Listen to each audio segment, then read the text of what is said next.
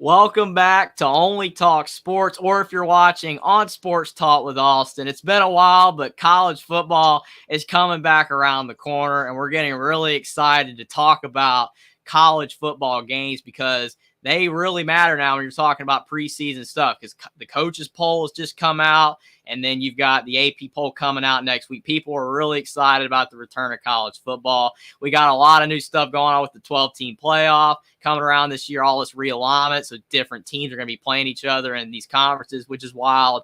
But we did this last year, the top 10 most important college football games of 2023, and we're doing it again for 2024. We got the 10 games on the list. We got a few honorable mentions as well that we're going to get to first, but we cannot wait to present our list of the top 10 most important college football games and for you guys in the chat to pick our list apart because I'm sure there's going to be a lot of disagreements, but it's going to be a lot of fun. But appreciate you for coming up with the idea to do it again, Austin. And what are your first thoughts about before we get into the list? You know what they say, Jeffrey, the best time of year is right around August, September, after that lull period where there's nothing on and we're just getting into it. Like you said, before you know it, we'll be in week 0. And I think, Jeffrey, this is the most fun time of year. You get a sense of renewal. A lot of new teams have new hope, like Indiana. They've got new hope. Louisville's got new hope. A lot of fresh starts for a lot of new teams. And I think this is the best part of the year, and I can't wait to talk about the top 10 games of the most important games of the 2024 season. It's always a great time. I agree with you too. I mean, this time of year is the best because every team theoretically, maybe outside of Florida, but most teams theoretically, it's looking good for their seasons for everybody. Most people have hope. I mean, obviously there's a few teams you're not expecting much from, but it's an open slate, 0-0. You don't have any wins or losses. The season hasn't been played, so there's always going to be hype for a lot of teams, and people are going to be excited. Once the season's halfway over, though, you start kind of getting a glimpse of the way things are going to be, which teams aren't good, which teams are, and it's still fun. I mean, we're watching the games then. It's still fun, but there's nothing like the preseason right before the season starts, and that's when all the discussions taking place. You just can't beat it. It is the best time of year for sure. I agree. It's one of the most fun times of year, and as Josh Pate says, no scheduling fall weddings, because if you do that, disaster might strike. No, if you want to schedule a fall wedding, go for it. Weddings are a beautiful thing. It just is not in our taste. Absolutely. Like, I love weddings. Weddings are great, I mean, definitely, but there's a lot of different times that you can do it. You can even do it during, like maybe on Sunday. I mean, people would say the NFL season then, but Saturdays, college football, I don't know. It's just, you just can't do it, but it is what it is. We got Jackson here tonight. What's up, Only Talk Sports Nation and Sports Talk with Austin Nation. Appreciate you for being here, Jackson. We got Joey Foster as well saying howdy, everyone. And also Hummus Hero saying hi as well. Appreciate all you guys for being here. But you guys are going to definitely enjoy the list as we start breaking down our top 10 most important college football games. Mm-hmm. Before we do that, though, we got to do the honorable mentions because we got a few. There are a lot of great games this season in college football that we're going to be looking forward to, and a lot of games that do matter that are not on our top 10 list. I think now that there are, is a 12-team playoff, there's going to be more important games. It's not the same way that it used to be where, you have like 4 or 5 teams that like legitimately, you're like, they're going to make the playoff or they're going to have a chance to win it all. And only these few games matter. Now, really, all of these games matter because probably for the most part, most of the teams on our list are actually going to make the playoff because it's a 12-team playoff. So it's a different ordeal. But I'll let you go first, Austin, if you would like to do your honorable mentions of the most important games. Now, I want people to understand this. If you did it with us last year, understand the criteria too. Mm-hmm. It'll tie into honorable mentions. If you're with us last year, you kind of understand what we did. But since this year it's a new playoff system, and we had to factor in a lot of different things. Obviously, the biggest thing is, are you a New Year's Six or a college football playoff contender? That's the biggest one. But also now, with there being buys in this new system, conference title games, not that they didn't matter before, but now they extra matter. Because as you'll see in some as we go along in this list, there's some games that could determine who wins a conference and who possibly wins a bye. Obviously, you got to be a top 25 team or close to it to be in this criteria. And I know as much as Jeffrey loves Indiana, we can't put them on this list. I'm sorry, Jeffrey. You love Indiana, but they're not a top 20. Maybe they will be eventually. Maybe they will be eventually, but not right now.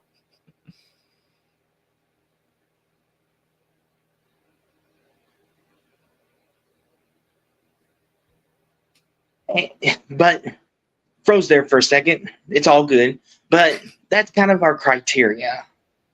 It happens to all of us. The freezing bug gets us all. It's all good. Oh, yeah. It gets me all the time. I can't stand it. But it's all good. We're back now. The Pirates back. But that's kind of our criteria. Jeffrey, is there anything else you want to add to the criteria before I list my honorable mentions? Anything you'd like to add?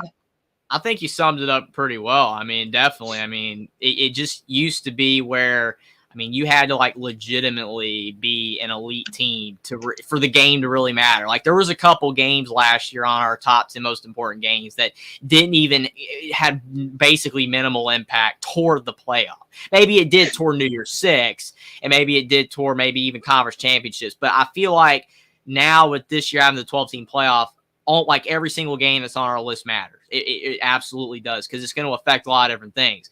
Maybe it devalues the importance of the games. Like you're not going to have Ohio State, Michigan last year where it was for all the marbles. It was for the Big Ten championship, and it was for making the playoff. If you lost, you were done. This year, if one of those teams loses, they're probably still making the playoff. They're probably still maybe even making the Big Ten championship game. So each game at the top's impact is lessened now, but it makes more games more important.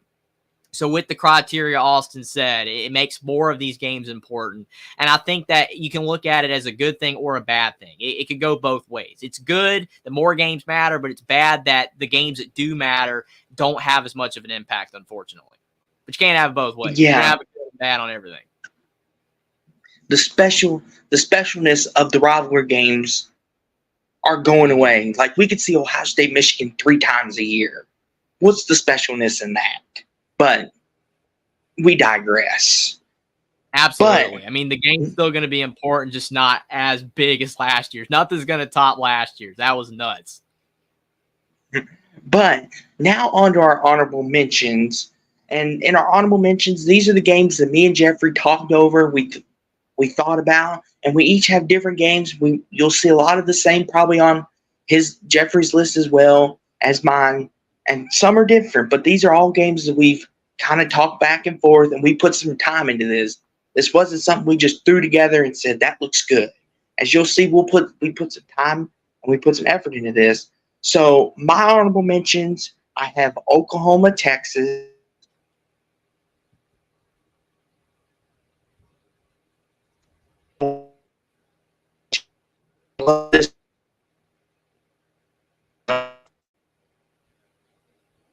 Kansas, West Virginia, Alabama, LSU, Georgia, Texas, and Oregon and Michigan. Those were some of my big honorable mentions. Jeffrey, what about your honorable mentions?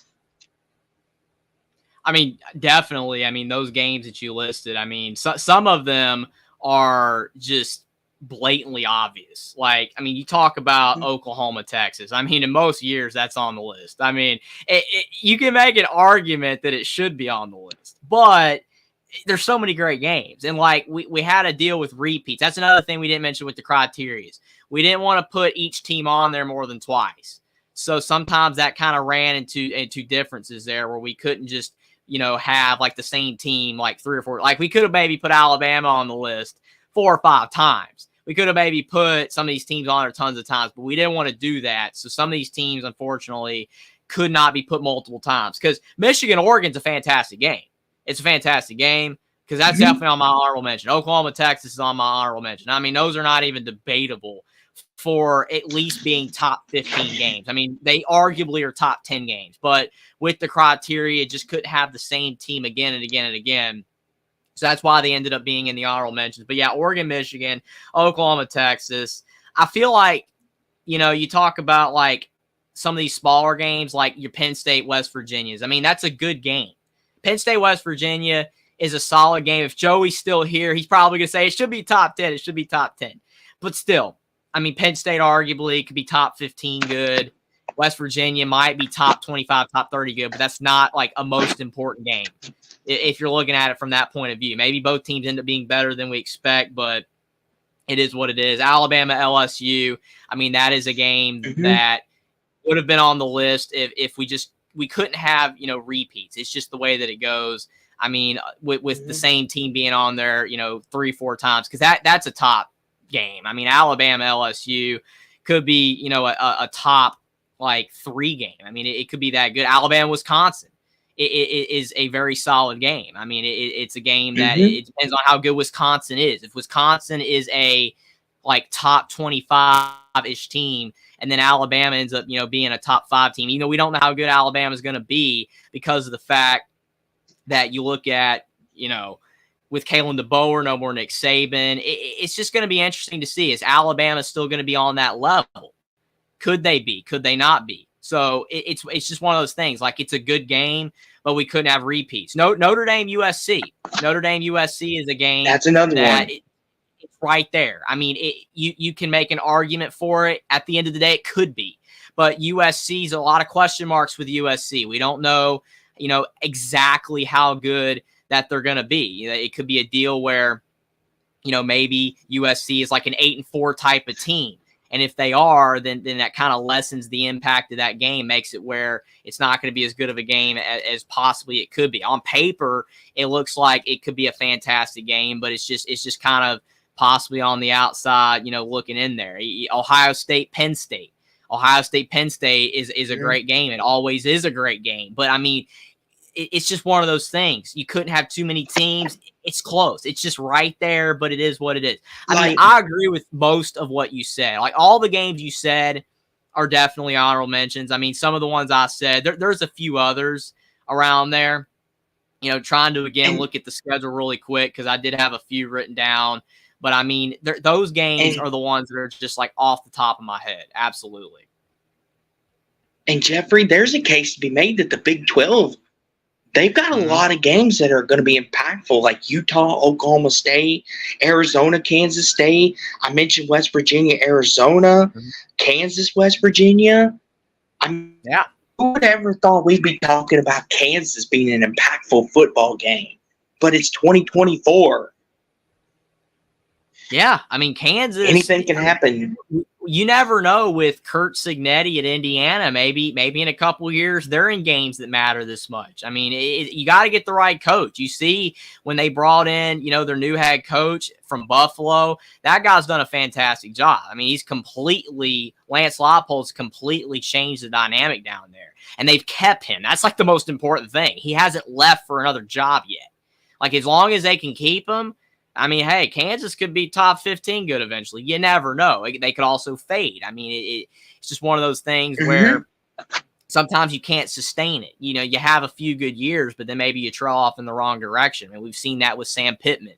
We've seen that with Dave Aranda. Some of these really solid-looking coach, Shane Beamer. They had a good year or two, but then they started to fade. But, yeah, I mean, Kansas never would have been heard of before being possibly, a team that could – actually impact the top of college football, but that they quite possibly can do that this year. I mean, Georgia, Kentucky, solid game. I mean, it's just you don't want to have repeats, but that's a solid looking game as well. Jeffrey, Kentucky, come on, 25-ish could maybe be interesting, but yeah.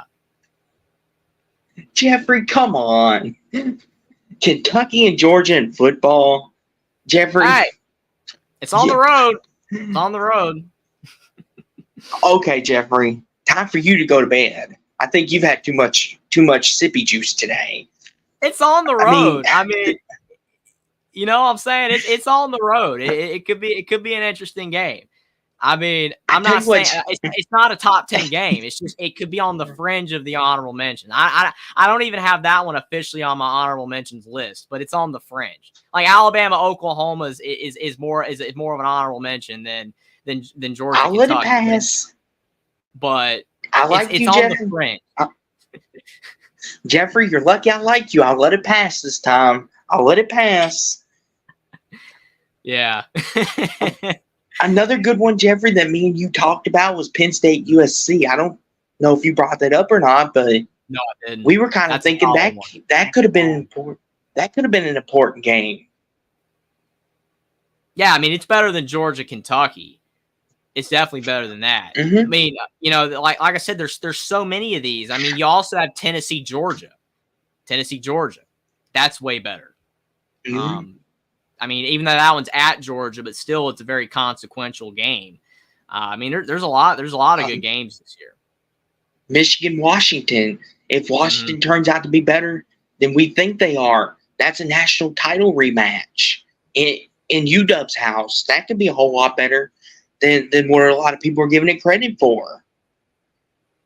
Yeah, it definitely comes down to Washington's end, just like with Kentucky. Like if the game would be anywhere near, you know, a very important game, it's going to be on their end. I mean, they have to hold up.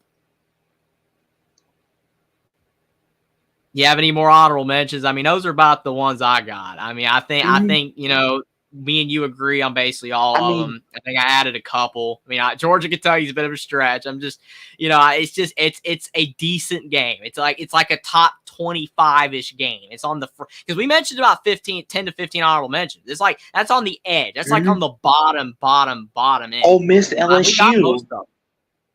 Yeah, Ole Miss, LSU. That's a really good one. That's another one. Oh, and we cannot forget Colorado State. Okay, that's a stretch, man. That's a stretch. Yeah, I didn't go Indiana, Purdue. So I had to, Jeffrey, because I'm tired of this primetime slander. I mean, it's ridiculous. He should be number one. Man, hey, I will say it was an entertaining game last year. It was a very entertaining game last year. Even though it wasn't consequential to anything, it was a very consequential game.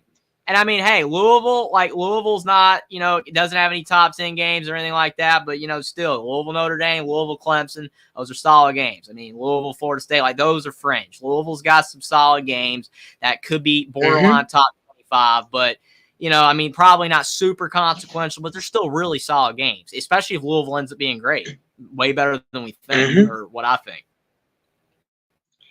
I mean, there's a lot of people that are like you, Jeffrey, that think if we could repeat the success we had last year, who knows? But I'm out of honorable mentions. I think we mentioned every game under the sun. You got any more? Yeah, we definitely went a little overboard with the honorable mentions. Like we're grasping at straws at this point. I mean, hey, there's a lot of good games. I mean, like even games that won't matter toward the top of college football. I mean, like Colorado State. Like it was not an impactful game last year, but that was an entertaining game, and 10 million people watched it. We know why. It was because of Dion, but still, like, people watched that game, and it was a very entertaining one. Even Colorado-Stanford, that was an entertaining game. So just because the game's not really important doesn't mean it won't be good. There's going to be a lot of fantastic games. North Carolina, Minnesota could be a fantastic game, you know, this year. It's not going to be consequential to anything, but it could be a fantastic game. It's just not important.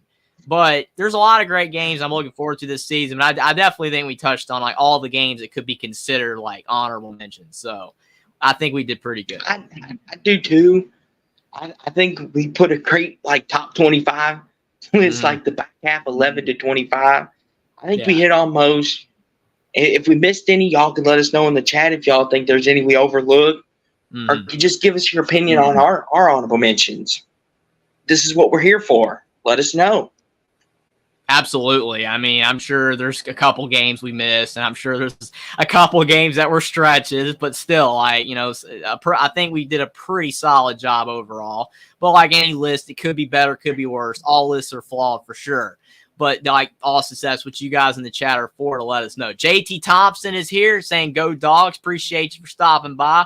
Got RC as well saying, "What's up?" Appreciate you. And then JT Thompson again saying Bama will lose 3 games this season. I'm intrigued to see which 3 games he thinks Alabama's going to lose. Jackson already asking, so we'll see what he says there. But are you ready for our top 10 list to begin? I'm ready, but are you ready, Jeffrey? Oh, I'm ready. I'm excited. I'm excited to get into this list and to see how the chat's going to react. Oh boy, Jeffrey, they're either going to love it and we're going to go viral, or it could get really ugly. I don't know which one. I'm hoping. I hope it goes the other way around. Hopefully, we go viral and we become famous overnight. We'll become the college football sensations. Yeah, as long as there's no pitchforks, if it goes south, as long as there's no pitchforks, I'm okay. I don't mind a little dissent, just no pitchforks. No pitchforks, none of that, please. Save your pitchforks for whatever you want to save them for. Just don't throw the pitchforks at us, okay? I don't think our list is that bad. I mean, we'll see how the chat reacts, but I don't think our list is that bad. But number 10, we got a really big game for number 10 to start off the list. I'll let Austin introduce it.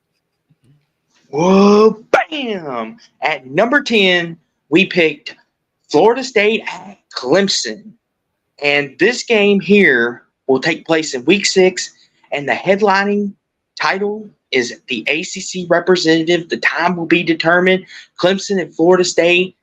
And the reason why we put this game at number 10 is because, like we said, this game could represent who wins the ACC, who could go to the playoffs as the ACC champions. And this game here is starting to regain some of its luster from where it was when Jameis Winston was at Florida State and they had those historical battles, and Trevor Lawrence and Deshaun Watson. We're starting to see that again.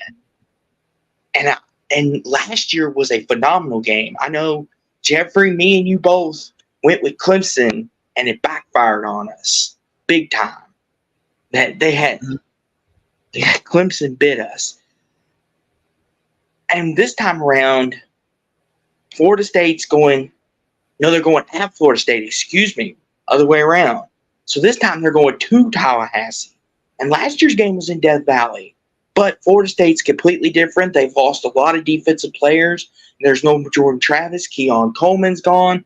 They've got a whole new offense, a whole new defense. And a lot of people believe Mike Norvell may have lost the locker room. That's rumor's been floating out there. And I'm sure Jeffrey will touch on that when he gives his thoughts here in a minute. But this is a game that me and him really debated because we had to have an ACC representative in here. We debated Louisville, Clemson, Florida State, Louisville. There was a couple games we debated who should go in here, and we ultimately ended up on this one. This should be a really fun game. I'm looking forward to it. But, Jeffrey, what are your thoughts on this game?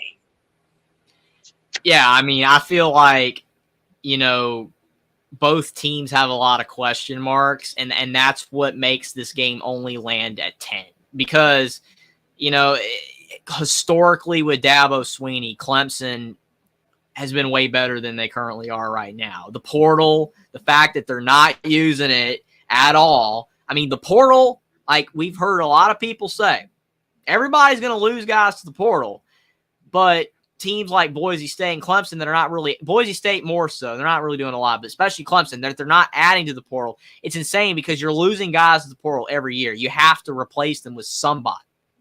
When you're as good as Clemson has been under Dabo, they're going to bring in good players. But Dabo wants to bring in guys that he knows fit his culture. I respect Dabo Swinney for sticking to his principles, but it is backfiring in this new age of college football and college sports in general. They're going to have to use the portal, or they're going to continue to be, 8-4, 9-3, 7-5 instead of being what they once were at 11-1, 12-0. Florida State, great team last year, went undefeated until the disastrous game against Georgia when they didn't have their starting quarterback and really any other team. Now Travis is gone. They got DJ Uiagalelei, a lot of new players. They're going to take a step back, but how much of a step back? Like you said, has he lost the locker room? If Florida State is a 9-3 level team and Clemson's a 9-3 level team, then this game will matter because the winner of this game, and if either of these two teams end up winning the ACC, they're going to make the playoff because you have to have an ACC representative. And that's why we ended up putting a game, just not really a spoiler because it's kind of obvious, I guess, from us having this game here, because arguably there were better games that were in the honorable mentions. I mean, there were than this. Now, that's absolutely true. I mean, some of these games that were in the honorable mentions that did not make our top 10 list were way better than this game. But you have to have an ACC game because there's going to be an ACC team in the playoff. And there's going to be a Big 12 team in the playoffs. So that's why it made sense to have this game.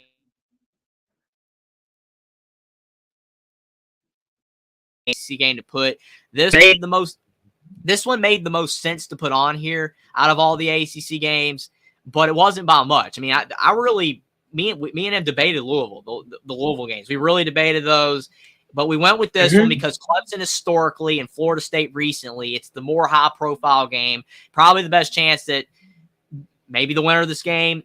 And obviously, you know, if they win the ACC, you know, they'll make the playoff. Probably the most likely with these two teams. But I do agree with JT. Dabo's heyday is over. I mean, he probably is. If he doesn't use the portal, it probably is. But I still think this is going to be a quality game. It's a toss-up. I mean, on paper, you could say Florida State being at home. We're not picking who's going to win, but it's like it's a 50-50 looking game. So I think that, you know, out of all the ACC games, it slots in at 10. We had to have an ACC game, but it's probably not a top 10 game at all. But who knows? Maybe it'll end up being better than it looks right now.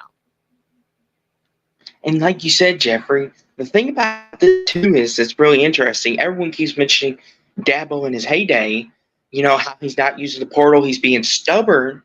Even though he's not using the portal, they still went 9-4 last year. And I know what Clemson has been, that they've been on the brink of national championships, playoffs, and now they're going back to 9-4, what they were beforehand. And now you kind of wonder, is Clemson's downfall beginning? You know, a lot of people, you always say you never want to predict anyone's downfall. Like, everyone always tried to predict Alabama's downfall. You know that better than anybody. You and Jackson both, Jeffrey. Everyone was like, oh, Nick Saban's lost a step. Alabama's going 8-4. And then they would win the title the next year. It's just, people do that sometimes. But on this game, though, to put final thoughts on it, I think it's going to be a really fun game. And Florida State, with DJ, like you said, DJ played at Clemson, too. He knows that system better than just about anyone. I didn't say that. That's a great point. DJ knows the system better than the players themselves do. So that gives him an added edge. Plus, Clemson's going at Florida State this time around. It's not in Death Valley. And if this is a night game, the atmosphere is going to be off the charts for this game. And it's week 6, and it could mean a whole heck of a lot coming down the stretch. But like you said, Jeffrey, we needed an ACC representative, and I think this is a great choice. Yeah, I mean, for sure. And like Hummus said, to agree with your point, DJ versus Clemson adds intrigue. I mean, I will say Clemson has theoretically changed their offense since he was there. I mean, it's not exactly the same as it was, but it's still pretty similar. And people keep complaining about the offense itself at Clemson, that the offense it's boring and it's vanilla, and that's why they're not winning. I don't think the offense is great, but I still think it's the portal because, like you said, you're right, Austin, that they went 9-4 last year. They were still good, but just imagine if they had a couple playmakers on the outside, couple of transfer. Imagine if Clemson had have gotten the guy that Florida State got, one Keon Coleman at wide receiver. Imagine if Clemson got him instead of Florida State. Like, Clemson probably goes 11-2. And then no one's saying that Dabo's lost a step. Sometimes it's literally one player. I know that sounds absolutely insane, but sometimes it's one player. Like, Florida State had a couple extra weapons that Clemson did not have last year because Florida State added them through the portal, and that's why Florida State went 14-0 and Clemson went 9-4. Or not, you know what I'm saying? Like, that's just the way that it goes. I feel like Clemson just has to bring in a couple of guys, a couple of playmakers in the portal. And in the ACC, that's not a very strong conference right now. They could easily go 11-1 again. There's not much separating them from that. people like Clemson's fallen off. They really haven't. It's just Dabo has not adjusted to what is going on in college football right now. It's just a couple portal guys on each side of the ball, and the team would be dramatically different. That's a great point, Jeffrey. The gap between Clemson and the rest of the ACC is kind of closed now. Like you see, like these Louisville's, Miami's, even North Carolina, when they had their quarterbacks, they just would have had a defense. I mean, the gaps are beginning to close. It's not Clemson and then everybody else anymore. It's kind of Clemson, Florida State, and then like 3, 4, and 5 we could have a discussion about. And if you look at Louisville, I mean, most of the, not all, but I mean, a lot of the players that made Louisville the team that they were last year were from the portal. A lot of them were. Not all of them, but a lot of them were. And Florida State, we know that they heavily use the portal. Miami has heavily used the portal. North Carolina's used the portal. Like, all these teams have caught up with Clemson because they've used the portal. Clemson hasn't. They're still recruiting great in high school, but they're not using the portal. And sometimes those extra couple guys. Alabama added, Jamison Williams from Ohio State, a receiver through the portal. They've added a couple of offensive linemen through the portal. I mean, they added a tight end through the portal in the past couple of years. Like, these small additions, like, it's not like Alabama's like got 25 portal guys, but they have like 5 or 6 that make a big difference on the team. And that's why Alabama's still up here and Clemson's down here. And that's the thing, Jeffrey, kind of put a bow on this. It's just like, it's not like people are telling Dabo, you need to make your entire team the portal. Just get us 3 or 4 guys that can make a difference. Like, if your defense has a weakness and someone happens to be out there, go get him. We're not asking you to be the portal god and go get everybody out of the portal. Yeah, like Colorado. Just get a few.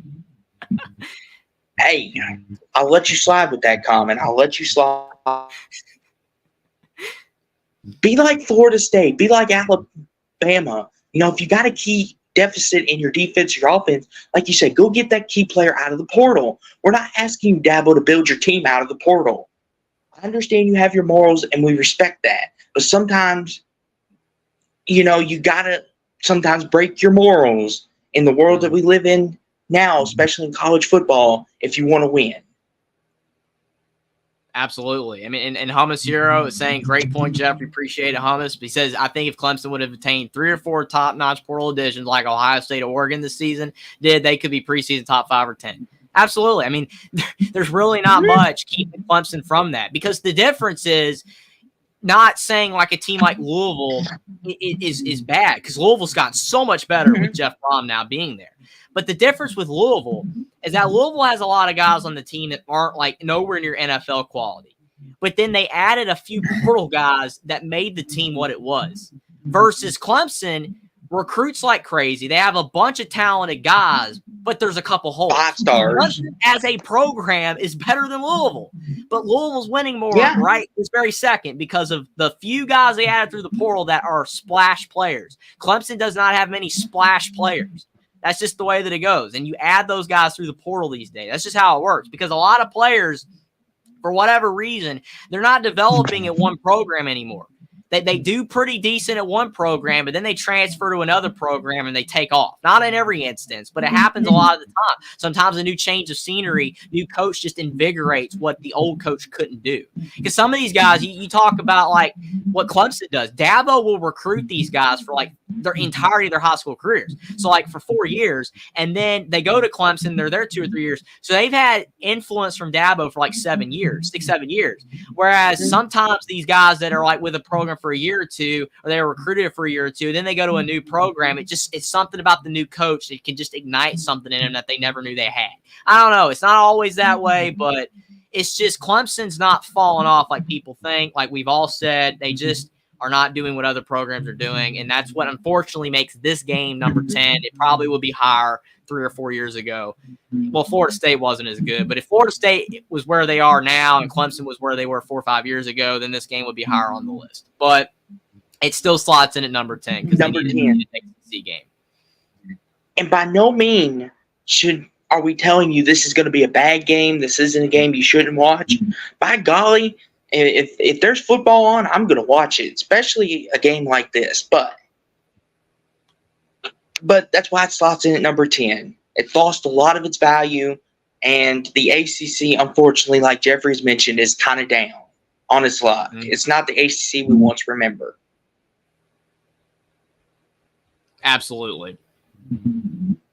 But if you're ready, let's unveil number 9. And coming in at number 9, we've got kind of in the same boat as the ACC, and that is the Big 12 possible representative as well, with Arizona going at Utah. Mm-hmm. And it's going to be the week before. It's going to be the week before, week 5, Arizona at Utah. And as the tagline says, the Big 12 favorites. And the time is to be determined because we have no clue. The time has not been announced as of tonight. But, Jeffrey, give me your quick thoughts on this game, because this is very interesting because Utah, we always know that they always have a pesky defense. It's just, can Cam Rising, coming off his ACL injury, stay healthy? Getting Brent Keithy back, can offense put it together? How will Arizona look without Jed Fish, but they keep Noah Fafita? What are your thoughts on this game? Yeah, I mean, that blow of losing Jed Fish, it's going to be interesting to see how Arizona overcomes that, because I think they're still going to be good. I think they're still going to be solid. Noah Fafita returning and not going to Washington, and the receiver as well, McMillan. Both those returnees are just massive because, like I said, you got an entire team that matters. All 22 guys, 11 on offense, 11 on defense, they matter. But those two guys were the vast majority of Arizona last year. Not all of it, but they were the vast majority. I mean, they definitely made Arizona what they were with Jed Fish as well. But now Jed Fish is gone. Utah, like you said, absolutely. I mean, their defense, their home crowd, because the game's at home in this instance. Rice Eccles, even though it is a smaller home stadium, it doesn't hold as many people, smaller capacity. It's still a great home environment. Still a fantastic atmosphere. A place to play with the altitude as well, like you just said. Same with Colorado, a few other teams. Wyoming, tough to play there. But this game could have been better in the preseason eyes. It could end up being fantastic. It could really end up mattering. And it will matter because probably one of these two teams will win the Big 12. It could be Oklahoma State. It could be Kansas State. It could be a few other teams. It might not even be either of these teams. But on paper, yes. Not to cut you off, Jeffrey, but on paper, these are the two favorites. Go ahead. Mm-hmm. Absolutely, in the preseason anyway. And that's what really determines preseason lists, is what people are thinking about in the preseason. So since both these teams have the most hype, that's why we ended up picking this game. There were other games we could have picked out of the Big 12, but we ended up picking this one. And it's going to be a good game. I mean, I think Arizona's new coach, Brent Brennan from San Jose State, he did very well at San Jose State, a program that doesn't traditionally win. And he's going to have more, resources, more talent. It's going to be interesting to see how both of these teams do, though, in the Big 12, because both these teams were just in the Pac-12. So I feel like, you talk about the fact that, the adjustment to a new conference is going to be interesting to see for these teams, to see if it's a smooth transition or if they struggle. This is an early game in the year, though, so that might not be a big of an issue because these two teams are familiar with each other since both of them were from the Pac-12. But I'm going to be interested to see how both these teams adjust to a new conference, like we are going to be interested with USC and some of these other teams joining new leagues, Texas, Oklahoma. How are they going to perform? So that could really impact whether either of these teams ends up winning the Big 12. But I do think that, at least for the preseason, this is the best-looking game on paper for the Big 12. But I do think, kind of like Clemson, Florida State, it's lost a bit of luster because of Arizona losing the coach, Jed Fish, and Utah. We just don't know with Cam Rising. He's got to be healthy, and he's got to be playing at the level he was a couple years ago because he was really good. And the thing with Utah is, what's going to be interesting is, like you said, Jeffrey, Utah is a small stadium, but they get cranking loud. The altitude. Utah hasn't been beat at home very often. The last time they were beat at home was just this past season. I believe it was the first time in 3 years they were actually beat at home when Oregon beat them last year. That goes to show you how effective their home environment is. And Arizona with Noah Fafita, I'm surprised he didn't leave for the portal and go join Jed Fish in Washington. But he decided to stick it out, and he's staying at Arizona. And the thing is, Jeffrey, Utah's always going to have a pesky defense. We know that. But like you said, this all depends on Cam Rising's health. Because if Cam Rising stays healthy and he stays whole, Utah could go as far as he's going to take him.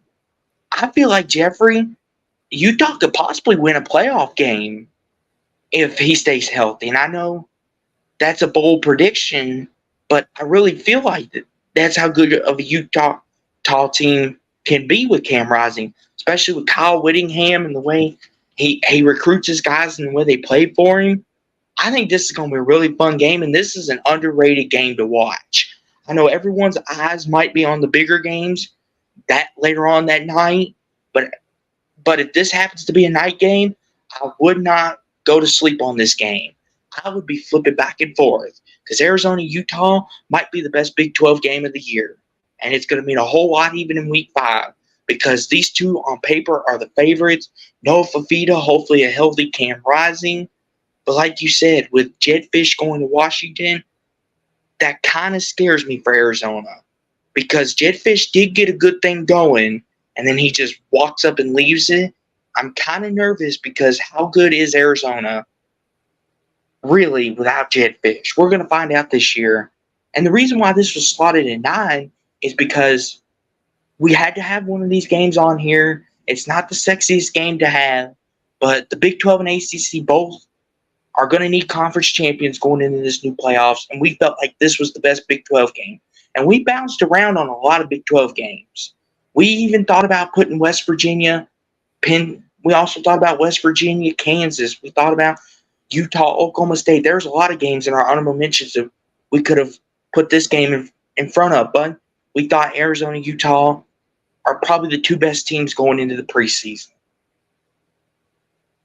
Yeah, absolutely. I mean, if I'm Washington, I'm worried with Jed Fish because he does like to hop from team to team. And he's moved around a lot in his coaching career. So he could end up going to another team in a year or two. So yeah, it's tough because he built Arizona up pretty quickly, but now he's gone. And even though you got a lot of the same players at Arizona, it's like you said, surprised that Fafita didn't leave. Maybe could Will Rogers transfer there, but still, he could have left before Rogers ended up going. But is what it is, but still, like with Fafita back, it's fantastic. But will the offense look the same? I don't know. I think they'll be good, but I think that their ceiling's lower than what it would have been if Fish was still there. And Utah, I mean, Cam Rising, like nobody has him on like top 10 quarterbacks lists for 2024. Like I've seen a lot of them, and he's not on any of them.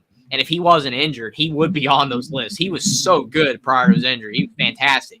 I mean, he was like, even if Utah wasn't even like one of your favorite teams, I mean, he was one guy that like everybody wanted to root for. I mean, he was that good. I mean, he was just such a fun player, a gritty player, a guy that took, a lot of hits, but he just kept coming up. And then he got hurt in the Penn State game and the Rose Bowl. It was tough, but I still think it's going to be a good game. I think it will be, like you mentioned, I think it's going to be a more high-profile game, a bit more important than Clemson, Florida State. But both games matter because you have to have a representative from each conference, Power 4 conferences. But I think it's going to be a good game. I am looking forward to it, and definitely think it's worthy of being on the list, more so than Clemson, Florida State. Hummus Hero says, do you think ABC and ESPN will be playing one SEC game and one Big 12 concurrently in primetime most weeks? That's a good question because obviously they own the rights to both. And I mean, because he said it used to be mainly ESPN with the SEC primetime game, and now they have full SEC rights. I doubt they play two SEC primetime games. Probably not. And that's probably how they're going to do it. They'll probably flip flop. But I mean, maybe more often than not, they'll have the SEC game on ABC, I guess, because of the fact ABC, they usually reserve like the bigger games for ABC. Sometimes it seems to be the way that they go, but it is what it is. I like the SEC on CBS way better, but hey, money talks, and that's why it's no longer that. But that's probably how they're going to do it. I agree with you, Hummus. He says Utah will be solid, especially if Rising's at pre-injury level, and he loves watching him for sure. I mean, he's such a fun player to watch. just hope that he isn't like Phil Dracovic and other quarterbacks that can never recover from injuries. It's just tough. And then he says Kansas State could also be a contender. I agree. Oklahoma State as well. I mean, like Austin said, we thought about those other teams. We thought about those other games. I mean, definitely could have been on the list, but this one just kept coming back to us as the best one. But those other teams should be solid too. Yeah, I think we made a pretty good choice. I mean, it might bite us in the butt. I mean, who knows? Maybe West Virginia wins the Big 12. Who knows? It's crazy. Hey, Joey would like that. He'd like that a lot. I'm not seeing it, but you never know. I've seen crazier things. Like when the Coastal, every year it was a new team. You remember that? Like, we'll never see that again. Now the divisions are gone. That's one thing I'm going to miss about divisions. Like, you had the Coastal division in the ACC. Every single year in a row for 7 years, a different team won the Coastal. It was just messed up. But Jeffrey, their prize was you get to go get beat up by Clemson, though. Yeah, what a reward. Be like, oh, congratulations, you won the Coastal. Now go get beat up by Clemson. Oh, man. Absolutely. Will says, appreciate you stopping by, Will. He says so many teams could win the Big 12. And Hummus says he thinks the Big 12 is the most wide open. I would have to agree. I feel like out of all the Power 4 league, the Big 12 probably has the most teams that realistically could win the league. Whereas with the other leagues, it's kind of like probably 3 or 4 teams. The Big 12 maybe even could have up to 6 teams that could win. Maybe. I feel like the ACC's right there, too, because you got Clemson, Florida State, Louisville, Miami. I wouldn't count Virginia Tech out because Virginia Tech seems to be going up. Maybe even a sleeper like Pitt, if Pitt can get things right. If Narduzzi gets it right, maybe. It's just interesting. Yeah, I think Big 12 and ACC are kind of – I feel like the Big 12 ACC, I'm leaning more towards Big 12 in that sense because I feel like they're the most open, like you said. There could be 6, 7 teams that could win this league. I mean, yeah, you've got Arizona, Utah, West Virginia, Kansas State, Oklahoma State, Kansas. I mean, there's a lot of teams there, you know, that have a chance. And, like, there's not really a lot of separation. Like, I feel like with the ACC, there is a bit of separation. Like, I feel like it's Florida State, Clemson, then Louisville possibly, and Miami. And then after that, it's kind of a stretch. Like, I could see Virginia Tech. I could even see North Carolina if they could get their stuff together, which I doubt.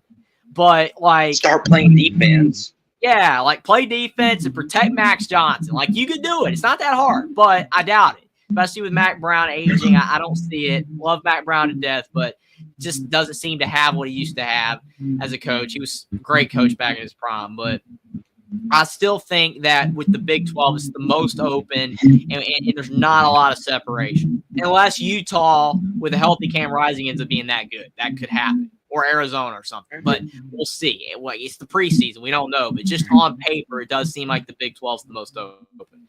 Hummus even said Iowa State. You never know. That's a good point. Iowa State's returning a lot of guys from last year. They made a bowl game. They were pretty solid. Looks like Matt Campbell's turning it around again. That's very true.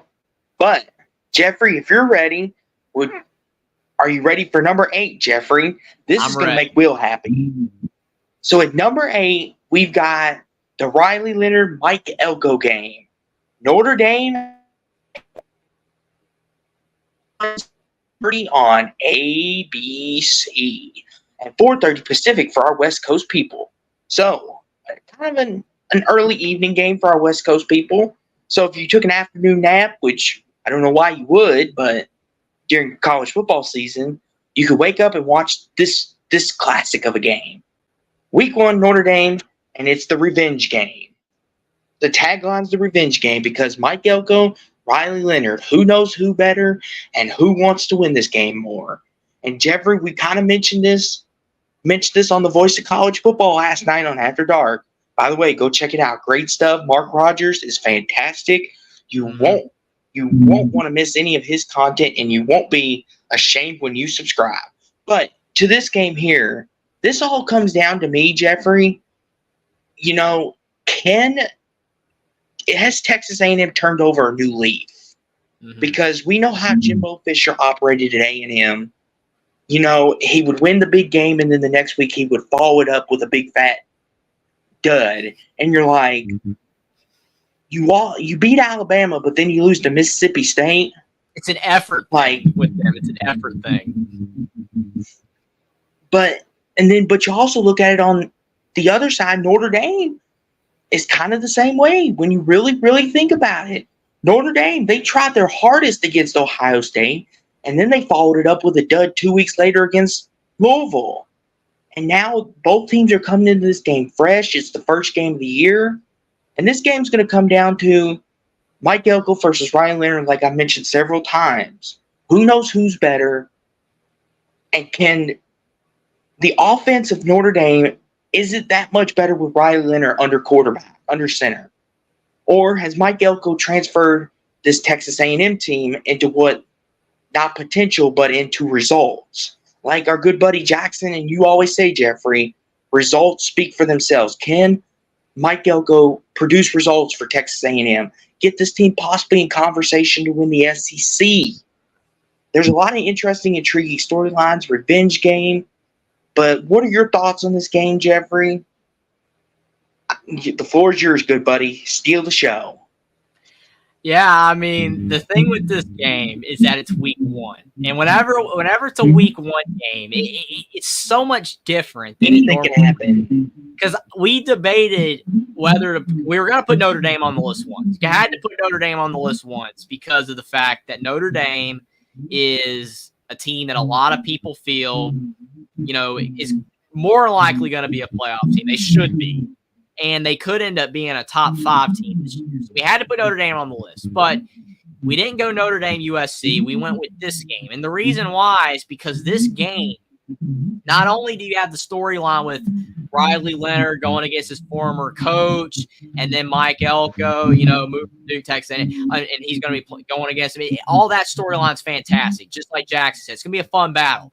But also, this game will set up whether Notre Dame has a good year or an elite year, because Notre Dame's schedule is very manageable. They realistically have a shot to win every game or go 11-1. But if you lose this game, then Notre Dame, they're just going to collapse in the eyes of everybody. It's like, oh no, here's Notre Dame again. They're not trustworthy. We can't trust them to win the big game.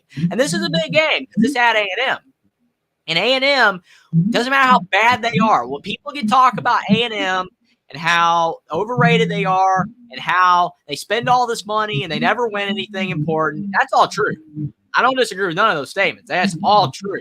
Doing what they did with Jimbo Fisher, giving him $75 million to leave, absolutely just insane. It's crazy. But Texas A&M's got a great fan base. The fans show up. And that stadium is one of the best in college football for crowds. It is insane. It's so loud.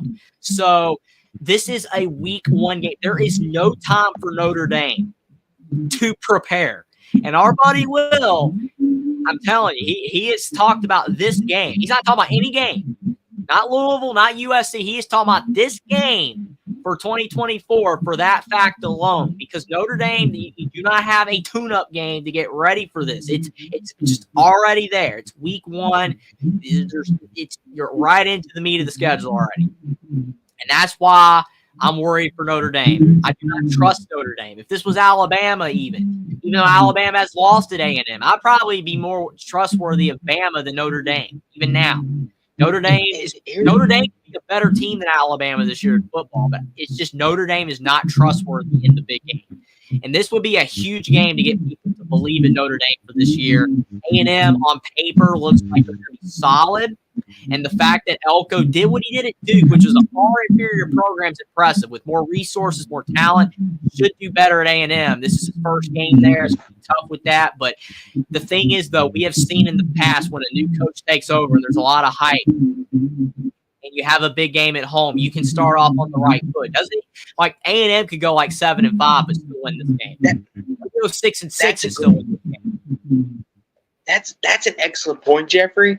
And I wanted to bring that up because we've seen, you're talking about how this could set Notre Dame up, but what about Texas A&M? They get a big week one win. Can they parlay that into the SEC? Because, Jeffrey, we know how tough the SEC is. That conference runs deep with talent. and the teams loaded across the board, Georgia, Alabama, Texas, Oklahoma, etc. If A&M wins this game, it's going to set them up nice when they get into SEC play. And they're going to have this big resume game under their belt. And it's not like A&M is not playing a cupcake to start. So A&M's already going to be battle tested. Whereas some of these teams, like in Alabama, they're going to get a couple tune-up games. Where A&M, they'll have already that big game experience under their belt. And Notre Dame, same thing. Like you said, this is going to set them up for success. And their seeding in the playoffs are going to be determined by this. Now, unfortunately, I don't think they can earn a bye, which stinks, but they're trying to make them join a conference. That's why they're doing it. They're trying to make them join a conference. But this can determine whether Notre Dame has a home playoff game or not, though. Or whether they have to go to Rice-Eccles possibly in round 1, or maybe go to Missouri. Who knows the scenarios? But this is important for both teams. It's going to set one of these two teams off on the right foot. Either Notre Dame going down the road or A&M when they start SEC play. It's going to set them both up. They're both going to have that big game experience. This is going to be a fun game. I'm looking forward to this. We got Traveling Fools in the chat. Appreciate you for stopping by, Traveling Fools. But if this game was at Notre Dame, I don't really think anybody would be thinking that it's a top game because most people would probably assume Notre Dame would win. The thing is that being at A&M, like it changes everything. Some games are changed where the game is played, and A&M is just one of those teams.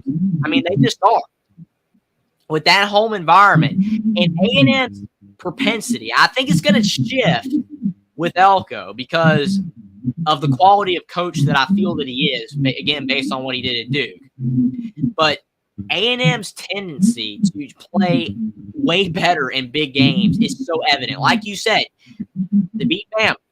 They lose to Mississippi State. That's Texas A&M. It wouldn't surprise me at all if Texas A&M wins this game and then loses to Florida in week 3. It would not shock me. If it happened and people are like, oh, my goodness, I can't believe Texas A&M beat Notre Dame and lost to – it wouldn't shock me at all. That's Texas A&M. I think that's going to change with Mike Elko. I feel it's going to change with Mike Elko, but even with a new coach, new philosophies, change the culture. Sometimes it takes a year or two to get that old culture to go away. It does happen. Look what we saw with Matt Rule in Nebraska. He's still trying to turn around from the Scott Frost era. We saw Nebraska collapse a couple times, really several times last year. Nebraska should have made a bowl game. But they collapsed in several games, and it looked very reminiscent to Scott Frost because that old culture is still there. And it could be the same thing here with A&M. It could be where they overhype themselves, kind of like Jackson or Texas A&M wins. They're overhyped. They get ready for this game, knock them off, and then they just blow it against Florida. That could happen even in Mike Elko's first season because sometimes it takes a while to get that old culture out.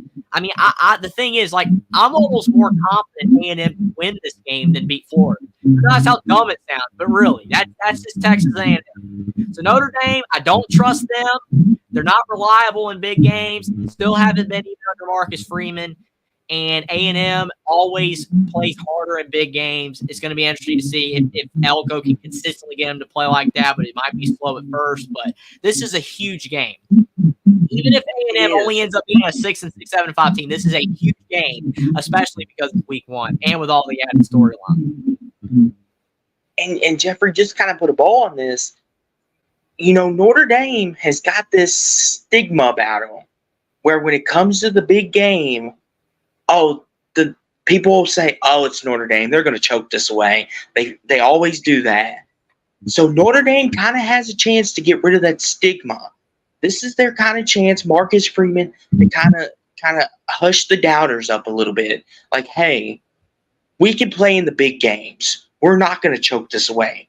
And Jeffrey, you know, a lot of people, when they talk about this game, are going to go back to being, the Ohio State game. Look, you were so close to beating a top 5 team, and what happened? Oh, you let it slip away with 1 second to go. And that stigma is going to fall. The final play of the game. How did they lose that game? I still don't understand. They had it. But now, here's their chance, Jeffrey. a big road test on the road against a top 25 opponent, possibly. Another big game. Can Marcus Freeman, now with a new quarterback and an improved offensive line, hopefully, can they get rid of that big game stigma that Notre Dame can't win? This game has got the goosebumps and the hair on the back of my neck standing up. Think about it. Can we play this game tomorrow, please? I'm excited. Oh, I can't talked wait. myself into it. I cannot wait. It's going to be a fun game. A lot of importance. The way these two teams are, the storyline, it's going to be fun. Like you said, I wish it was tomorrow, but then it would be over. Like I don't want it to be over yet either. I can't wait for the game, but I mean it's definitely one of the most important games of the season and one of the games I'm looking forward to the most in 2024. It's going to be that good, I think.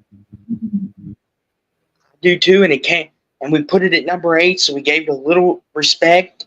You know, we valued it a couple ahead of the conferences, but as you'll see as we go along in this list, you'll see why we put it down so low. I know a lot of people are thinking if we're coming up with a lot of these storylines and explaining the importance why it's at number 8. Well, as we go along, you'll see there are some games that have a little more significance. Yeah, if Texas A&M was like a team that we thought would be like 10-2, it'd be higher. But it's because they look like they might be 7-5.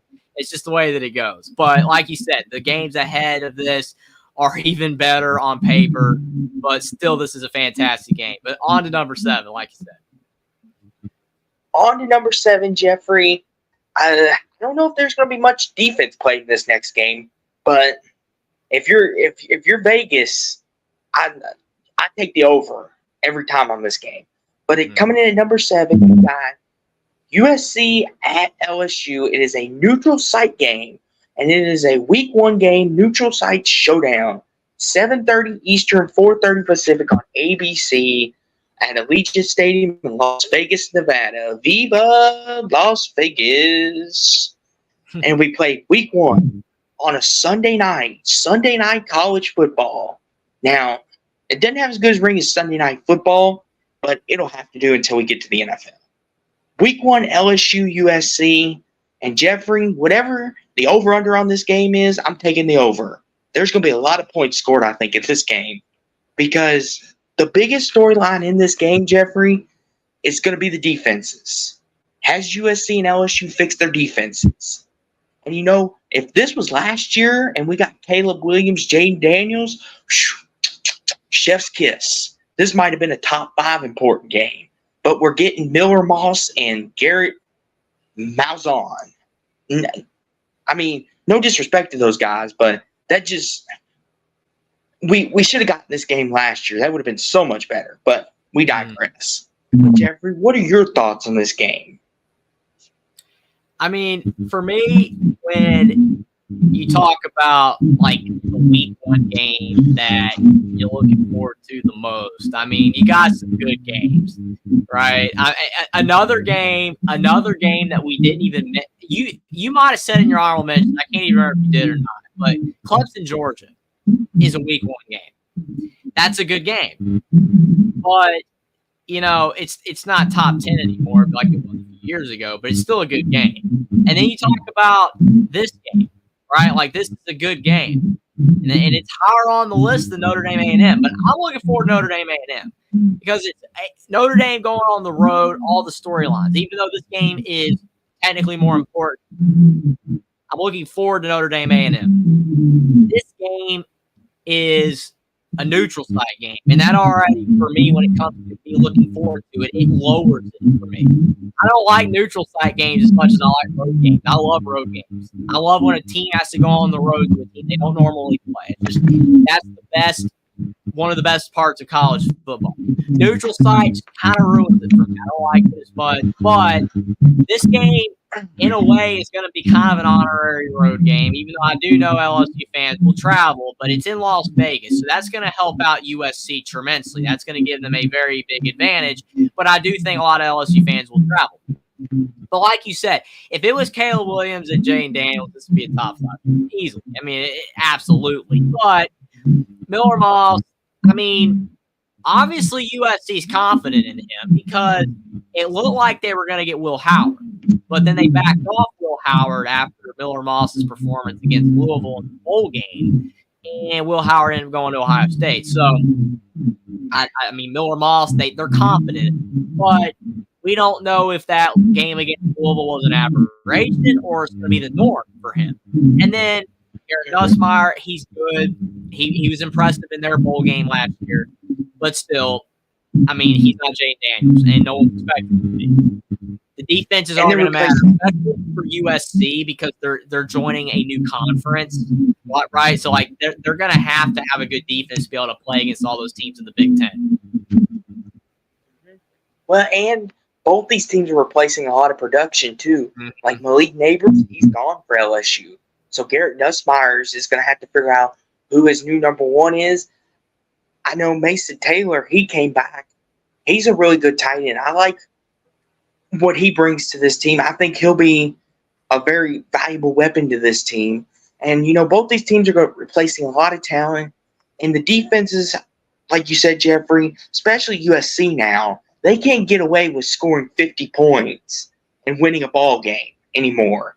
Because in the SEC, that just doesn't fly in the Big Ten, they play defense. So you have to play somewhat defense. But in the SEC, for LSU's case, they have to play defense too. And what a lot of times, Jeffrey, last year was Jalen Daniels. The fact that he was able to put up so many yards and outscore a lot of his opponents, they were able to win a lot of those games because of that. This year, that's not going to fly. If LSU's defense is in at least top 50, they might go 8-4, and that's no disrespect. But you got to play defense in both these conferences. Same goes for USC. They could go 8-4 in the Big Ten if they can't play defense. So we're going to learn a lot about both of these defenses in week one.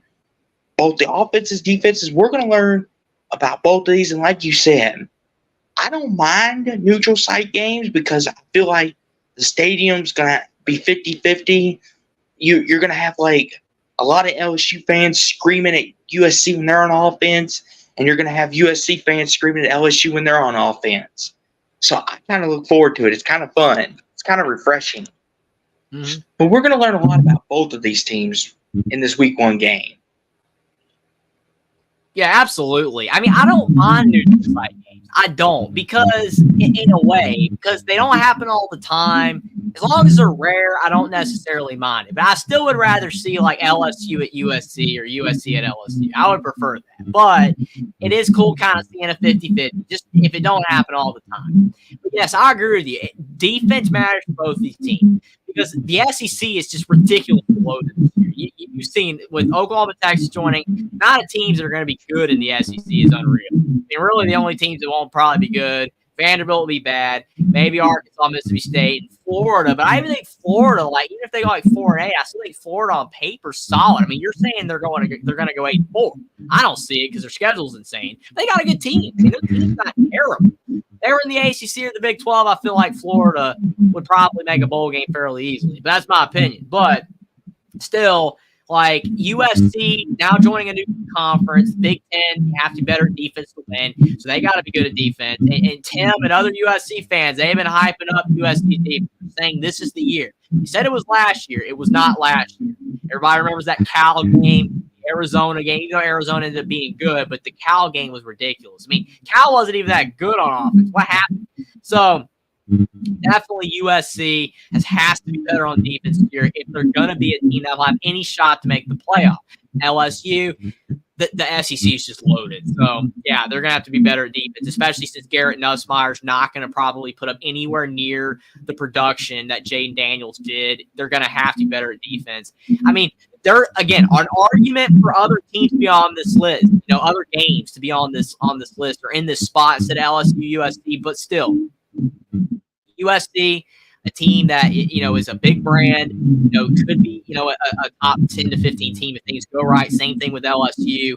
We felt that it made sense to put on the list week one as well. So a lot of eyeballs are going to be on this game, and the winner of this game and the loser is going to be massive for the trajectory of both these teams this year. Kind of like Notre Dame, A&M. It's a very important game, and I definitely feel like that the game is worthy of being on the list. But I do have to shout out Voice of College Football. Mark is in the chat. Appreciate you for stopping by tonight. Always a pleasure seeing you in the chat. Love always coming on to the Voice of College Football, calling in. It's always a blast. Cannot wait for college football to start. Everybody go check out Mark Rogers at the Voice of College Football, but definitely appreciate you for stopping by. And he also says, hey, Thomas here, because Thomas here said it's a party now that Mark's here. He said, hey, Thomas here, just wrapped the USC show. Going to call tonight. All the best to Jeffrey and Chad, but definitely appreciate that, Mark, for stopping by. But yeah, I mean, it's gonna be so fun. I just cannot wait for college football to come back around, and the excitement. Now that media days have gone by, fall starting, the excitement is coming back. It's gonna be great.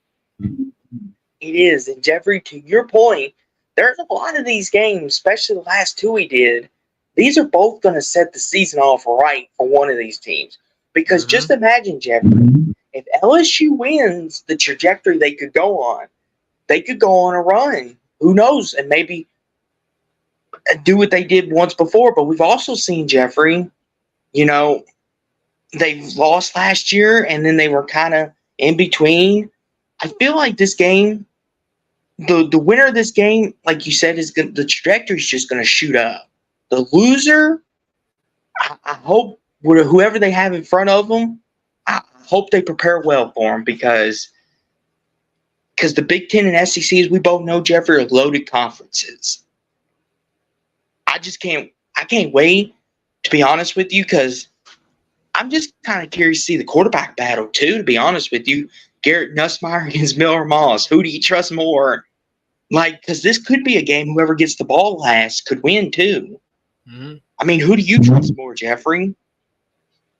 I mean, the problem is that both quarterbacks, it's a very similar thing where really we've only seen them in one game, the bowl game. And both players did well. Both QBs did well in the bowl game. So there's really no edge. I mean, nobody was expecting Miller Moss to ever be the starting quarterback at USC.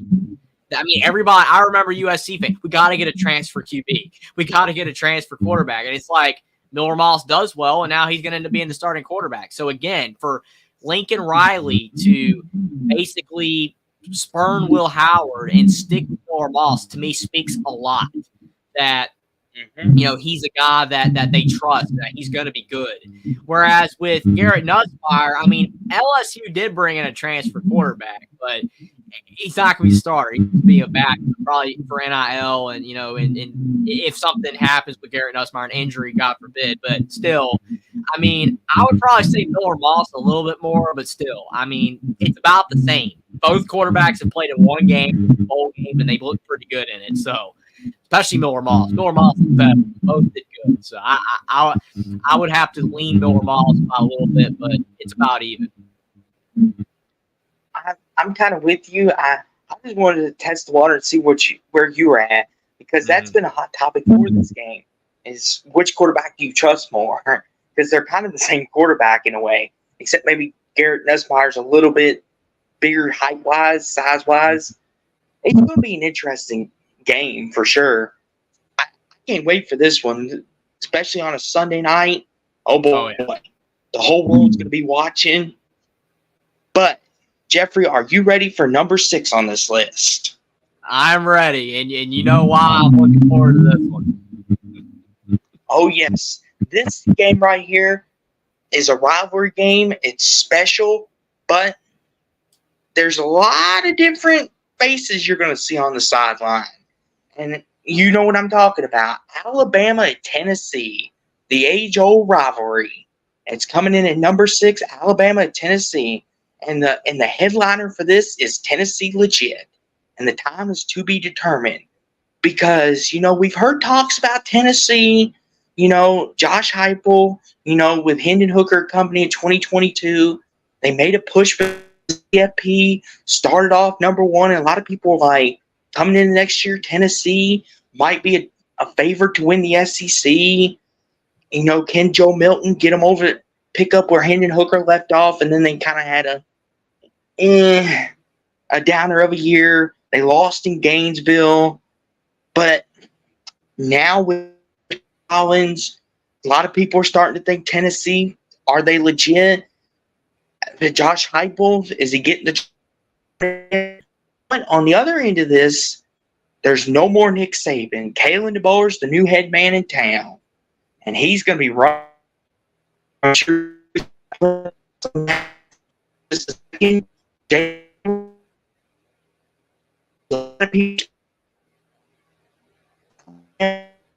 Doesn't get any better. It's a rivalry game.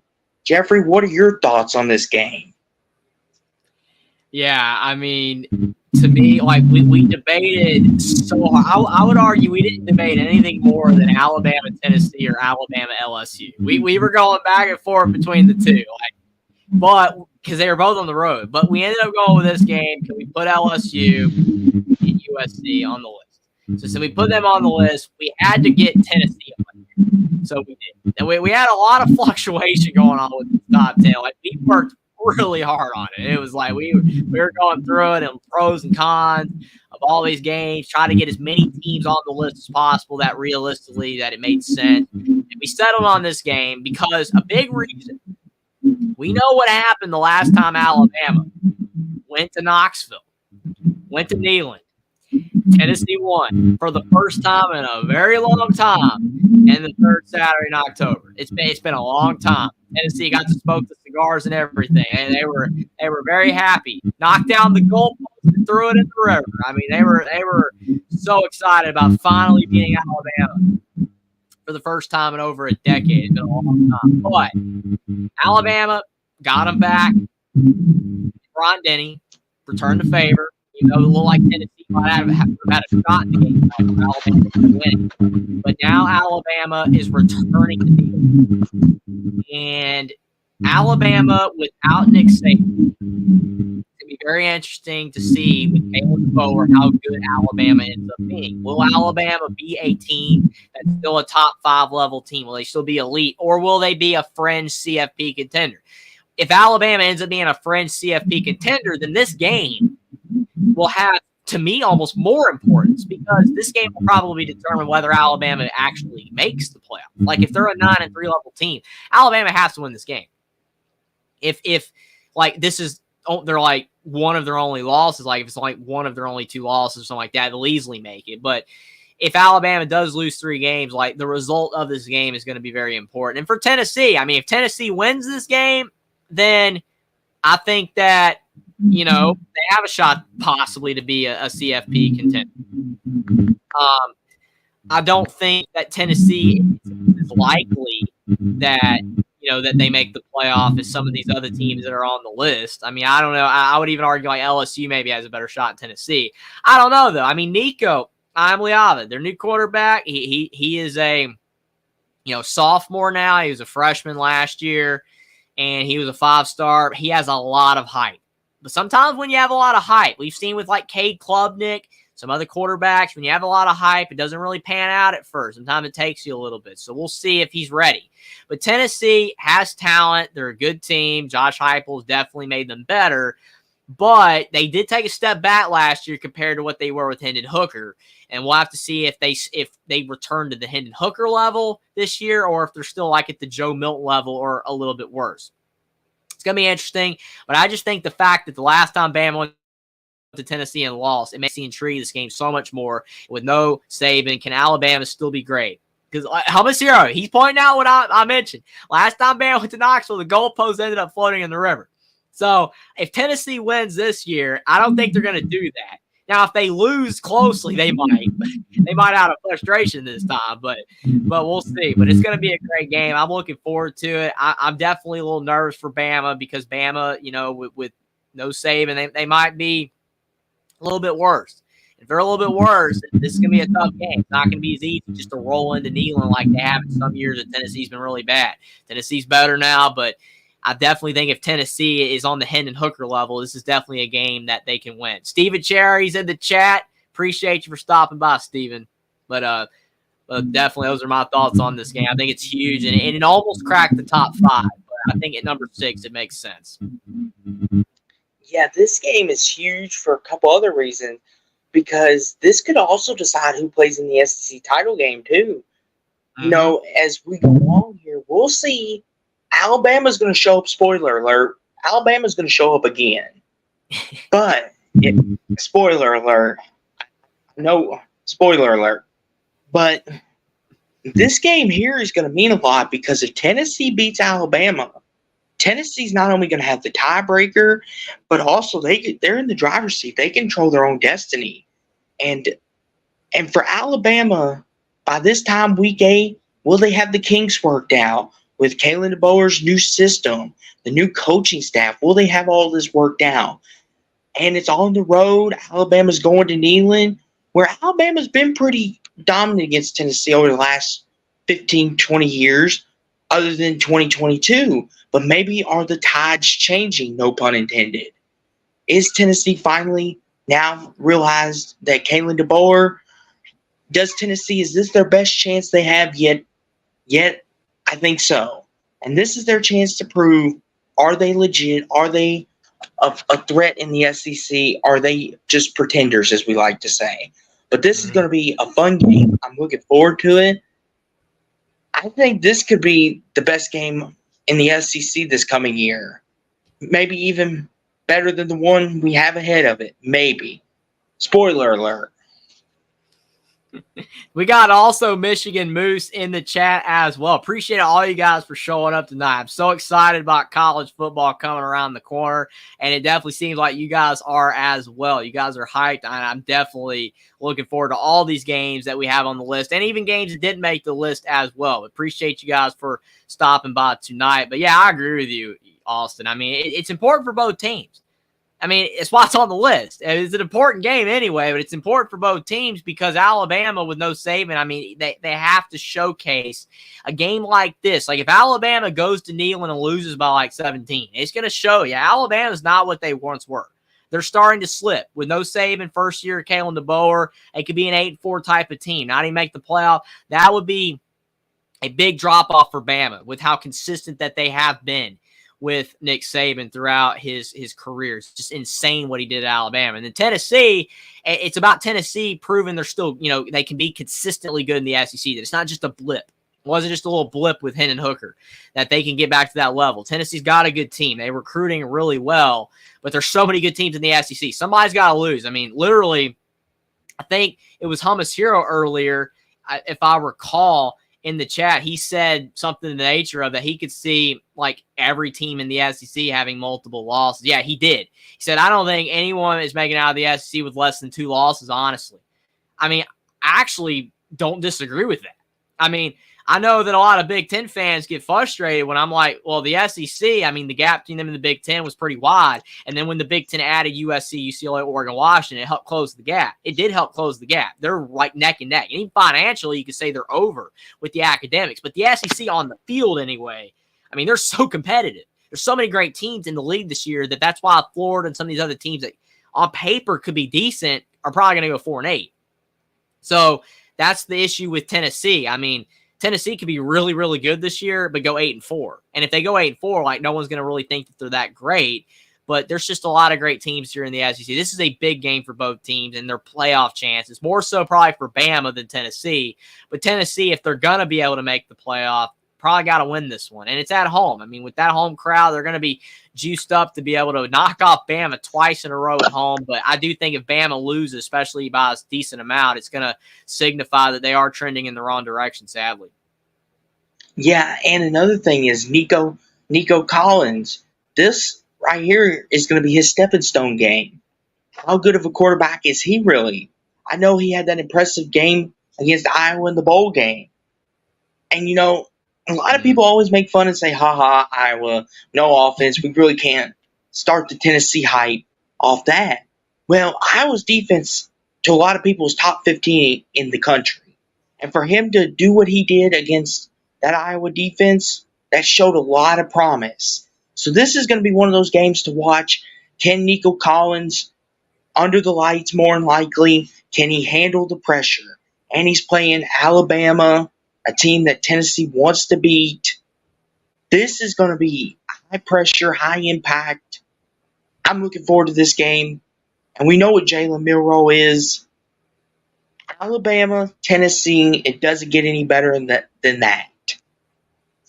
Yeah, that's a great point you made about how Nico performed against Iowa in the bowl game. Yeah, it's like, oh, they beat Iowa, right? Because like you said, no offense, but he did perform pretty well against a great defense. That's impressive because of the fact that you know that the SEC is going to have a lot of good defenses this year. Alabama, I mean, will their defense be as good as it was in some of those Saban years? Probably not, but still, like, for him to do that well, for Nico to do that well against a very good Iowa defense, an elite Iowa defense, that should bode well for Tennessee this season. But it's just going to have to be about Tennessee. Tennessee's defense has to be able to slow down Alabama because let's be honest, when Tennessee beat Alabama 2 years ago in Neyland, there was not a lot of defense in that game.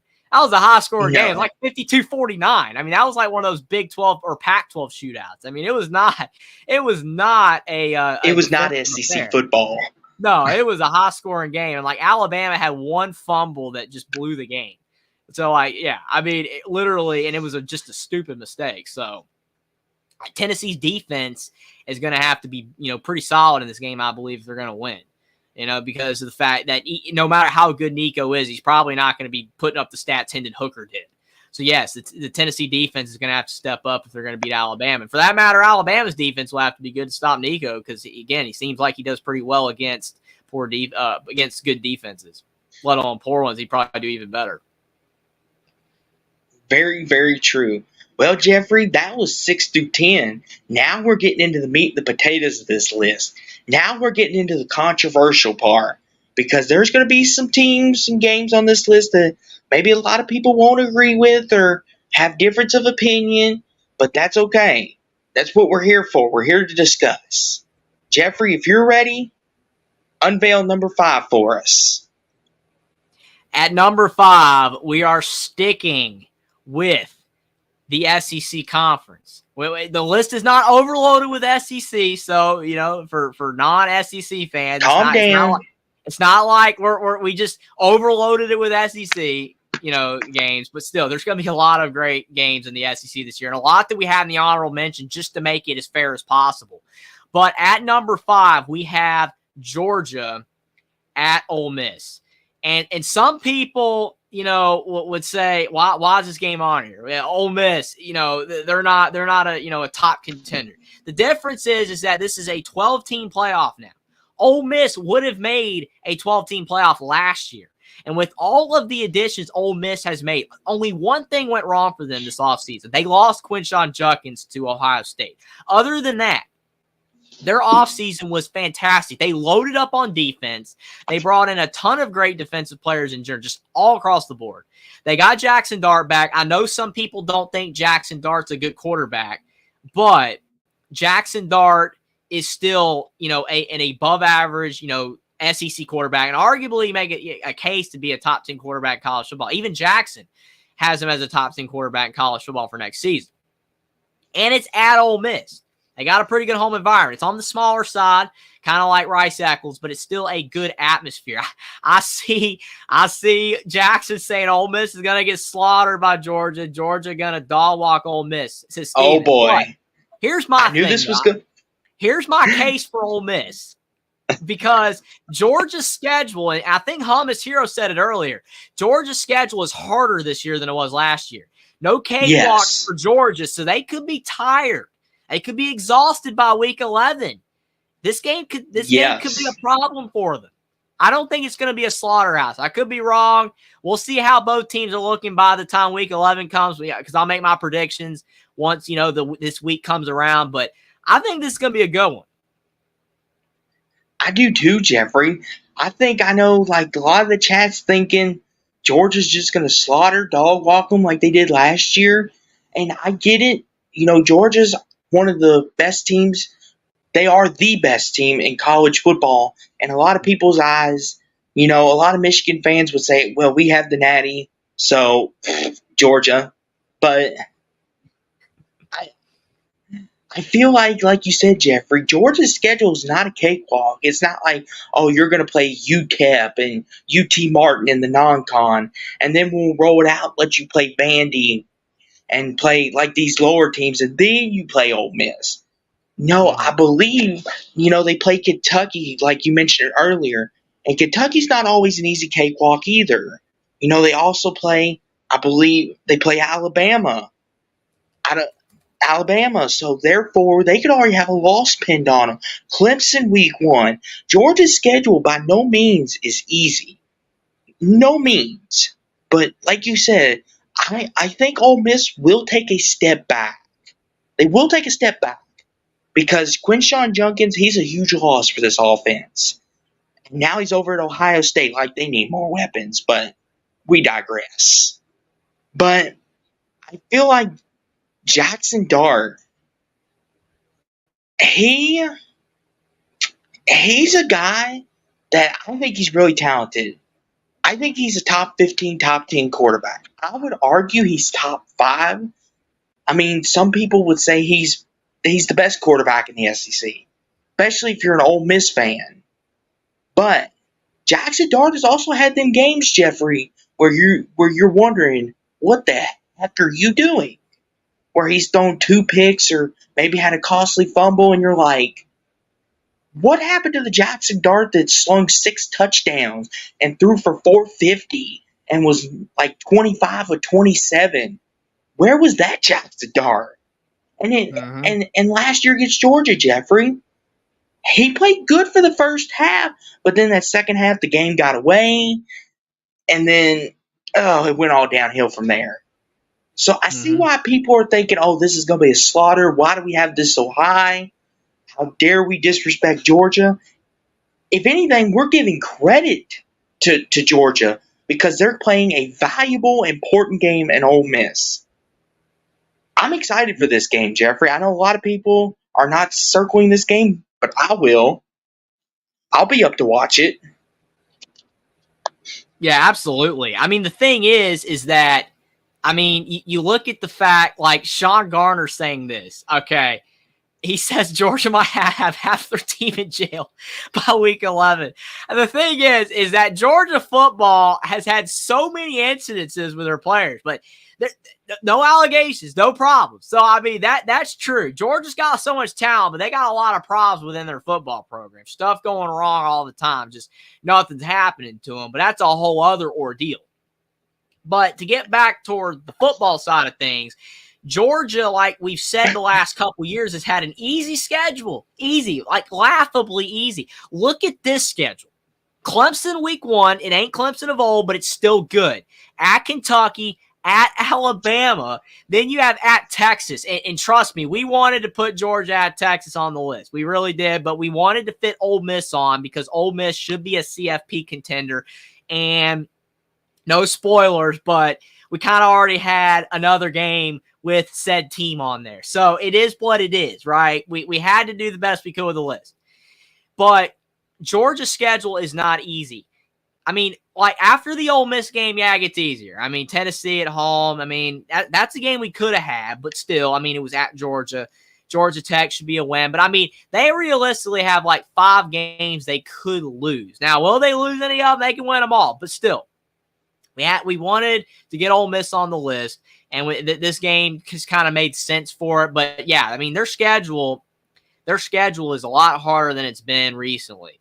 And Ole Miss, I don't think that a lot of people are really necessarily giving, Georgia enough or Ole Miss enough credit for the amount of additions that they have added, to their team. I mean, they have added so many great players, especially on defense. To me, the defense matters the most.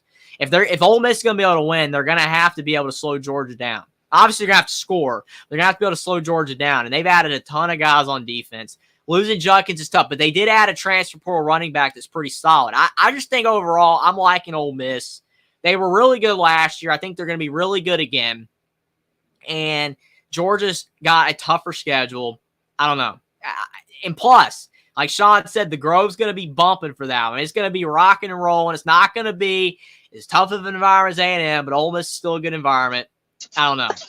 Moose says Kirby's going to have to bring plenty of NIL money to bail out his players for week 1. Yeah. Boy. Oh, my goodness. This took a turn. I mean, Georgia's got problems in their program. A lot of problems. It's not being put to light, but we'll leave it at that. But I think this is going to be a good game. I think some people might be sleeping on Ole Miss. I mean, hey, Ole Miss was really good last year, and arguably they could be better this year. I should tell you something. I do too, Jeffrey. I think the loss of Junkins we'll see what their offense will look like because we'll have to see what the running game looks like. But by week 11, they should have that all ironed out. And Jeffrey, if this is a night game, I could see this being like a blackout or a blue out game, maybe a whiteout. Have it like they do for college basketball. Have like a red out, blue out. Have one of those nights where the stadium's covered in like Ole Miss powder blue and all Georgia sees is powder blue. Had the home environment rocking. Hey, I'm all for this game.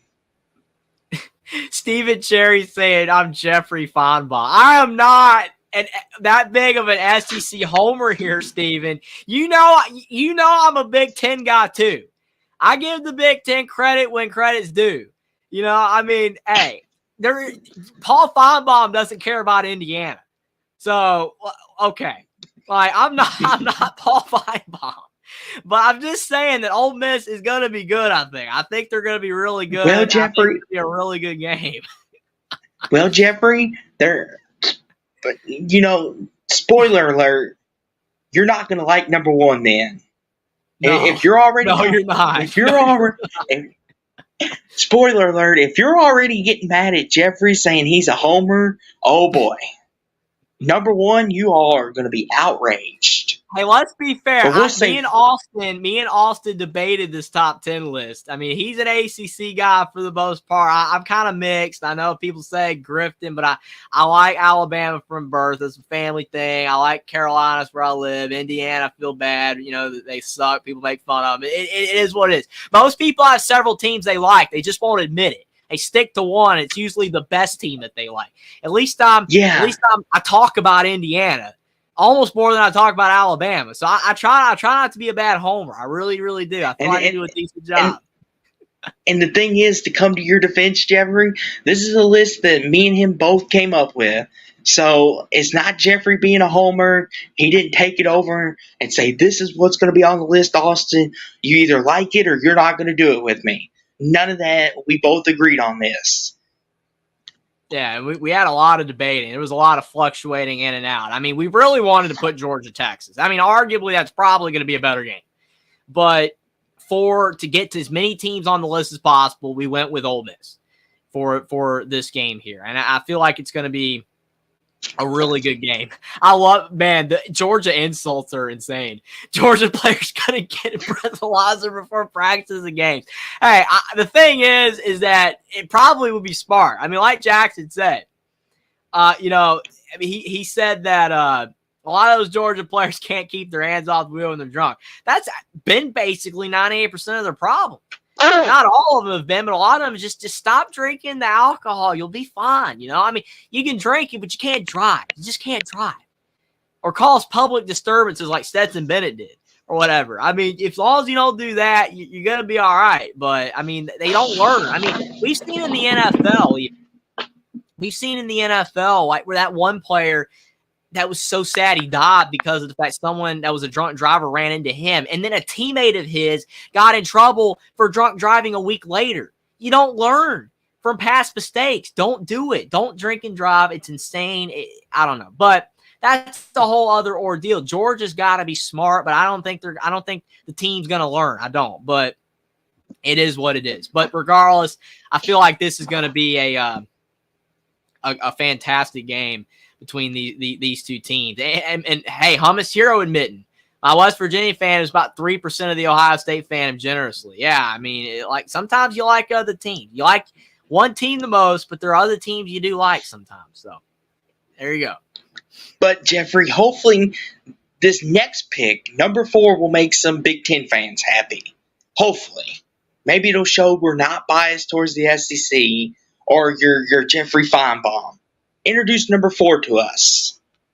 At number 4, we have a non-conference game. So that already kind of narrows down the options at this point. But we got a non-conference game between the SEC and the Big Ten.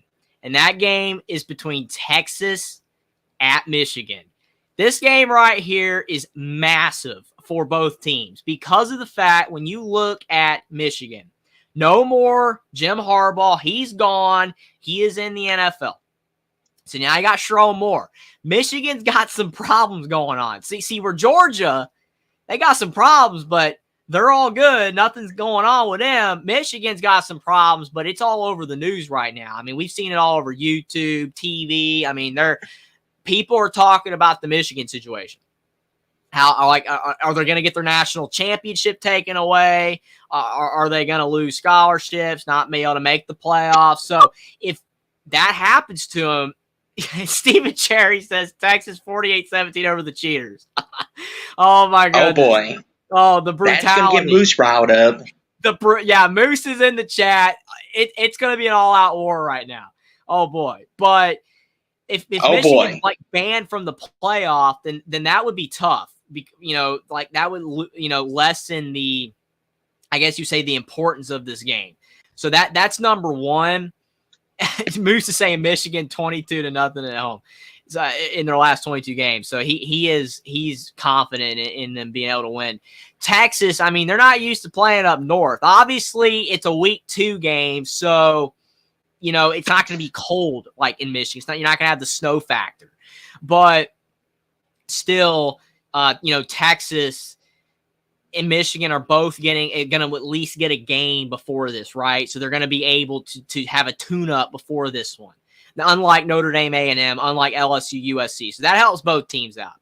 And I do agree with Sean. The big noon kickoff is smart. It is financially smart for Fox to have the big noon game because there's not a lot of great noon games. So when they have the big noon kickoff, it's the best game in the noon window. So it gets a lot of ratings. It gets a lot of money. It's financially smart, but it does suck because of the fact that it's better for these games to be at night. Imagine Texas going to Michigan at 8 o'clock. That would be insane. The environment, the atmosphere will be unreal. I agree with that. I'd rather this game be at night, but I know why Fox does the big noon thing. I know why they do it. It's financially smart because Fox struggles a little bit on those night games to get views because a lot of people are watching ABC or whatever. So that's just the way that it goes. But this is a big game because Texas should be a playoff contender, even though they're in the SEC now, tough schedule, but they got Ewers back. A lot of solid players. They should be good. And then Michigan, even though with all the stuff going on, Sherrone Moore is taking over for Harbaugh, they still should have a good defense. And Alex Orji, if he is the quarterback over Jack Tuttle, which I think it will be Orji because of his upside. He is inconsistent looking on paper, but he is athletic, and it's at home. It's going to be tough for Texas to win up there. I think this is going to be a big game and definitely one of the top non-conference games. Yeah, and the thing about this too is, Jeffrey, this is kind of almost a rewind of last year for Texas because they played Alabama in week 3 last year. And that was a lot of people's games they circled to see if Texas was actually back, if Texas was going to be legit or not. And I feel like it's almost the same deal here because in a lot of people's minds, they still don't know what to think of Texas, even after the CFP year. Because a lot of people are thinking, okay, maybe that was a one-off fluke year. And Texas did lose a lot of talent on the outside receiver-wise. A lot of their defense is gone. But Quentin Ewers did come back. But like you said, this is another game where you're going to circle to see how legit Texas is. They're on the road playing the defending national champions. It's at noon. The big house is still going to be full. It's going to be rocking. It's going to be loud. This might be one of the best games in the noon window all year. And, Michigan, can they put all that drama aside and just go play football? And like you said, Michigan, with Alex Orji, he does look a little inconsistent consistent at times, but on paper, he's got a lot of upside. I really like what this game brings because it gives both teams a chance to show what they're made of. Is Michigan as good as they say they are, and is Texas as good as they say they are? This is going to be a fun game. I'm looking forward to it. The big house is going to be rocking, and this is important for both teams because Michigan, they still want to contend for Big Ten titles. They want to defend their crown, and having a loss pinned on them this early could be a major setback confidence wise. And Texas and the SEC, they've got another big game down the line against Georgia. How would this hurt their confidence? And a lot of people would view Texas maybe a little different if they can't win this big game. This game is massive. This has a lot of implications across the board. I can't wait to watch this game, and I can't wait to see what both these defenses bring. I feel like this might be more of a defensive slugfest than we all think. I'm really looking forward to this game. Yeah, and the thing for me is that when you talk about that Texas-Alabama game last year, and I know that so many Texas fans disagree with me when I kept saying it last year, that if Alabama played Texas later in the year, once Milroe hit his stride, Alabama more than likely would have won. We'll never know. Again, we'll never know, and you don't know how a team's going to play. Even later in the year, you can have a dud of a game. It can happen. But the thing is that Milroe was not nowhere near as good as he ended up being later in the year early in the season. He struggled mightily in that Texas game. And the reason why I think that is so important for Texas is because it could be the exact same thing here in this Michigan game with Alex Orji, if he's the guy. The fact that it's going to be his first year being the starting quarterback, and he's inconsistent and more of a runner, just like Jalen Milroe. I'm not saying, Steven, that Milroe is Michael Vick. He's not Michael Vick, but he's still pretty darn good. He's not Michael Vick. But what I'm saying is I think this helps Texas, though. I think it does. Because maybe by the end of the season, Alex Orji and the offense, they'll have it all figured out. The kinks are ironed out. Orji starts playing better, and Michigan will be able to win bigger games later in the year. Maybe be able to knock off Ohio State again for the fourth time in a row, maybe. But with this being a week 2 game, Orji might not be ready for how big of a game this is, even though it's at home, just like Milroe wasn't against Texas last year at home. With Ewers being more experienced, used to the offense, even though Texas has lost a lot on defense, like Moose said, ton on the D-line. That D-line is going to be a lot weaker this year. They lost a ton of defensive talent. But I do think that if this game was later in the year at Michigan, it would help Michigan a lot more. I think this game being early in the year helps Texas. If the game was at Texas, kind of like Moose said, if it was at Texas, I would lean Texas. Absolutely. Most people probably would. But I do think this game being early helps Texas being on the road, just like it did against Bama, because I really believe later in the year, Texas would have really struggled to knock off Alabama and Tuscaloosa. And I think Texas playing at Michigan later in the year, it'd be tough for them. Sean Garner saying he doesn't think Orji would be the starter. Jack Tuttle is the only other guy that they got, and the problem is he's been in college football for 6 years, and he's never done enough to win the job. I don't think it's going to be him. It could be him, but Orji has more upside. That's why I think it will be him. But even if it's Jack Tuttle, I don't even know if Jack Tuttle is good enough to be able to win. His floor is not as bad, but his ceiling is not very high. But you could be right, Sean. It might not be Orji, but I think the game being early helps Texas. So you're thinking Texas, by playing this early, catches them at the right time. I can see that. Because they did it last year. I mean, to me, this is the true. way the trajectories of the season went, Texas and Alabama were two different teams at the end of the year than they were at the beginning. I don't really think Texas got worse or anything, but I don't really think that they improved all that much from that Alabama game. Alabama got a lot better after that Texas game, after the debacle against South Florida where they benched Milroe, went with the backups, they barely won. After that, they got their stuff together. Alabama beat Georgia. Alabama was this close to beating Michigan, the team that everybody was saying was the best team last year. Alabama got better as the season went along last year. They improved. I know the Auburn game was the fluke and the rivalry. Yeah, they sucked in that game. But like I said, stuff happens. It's a rivalry game. But overall, Alabama improves as the season went along. Michigan could do the same. They could really improve as the season goes along.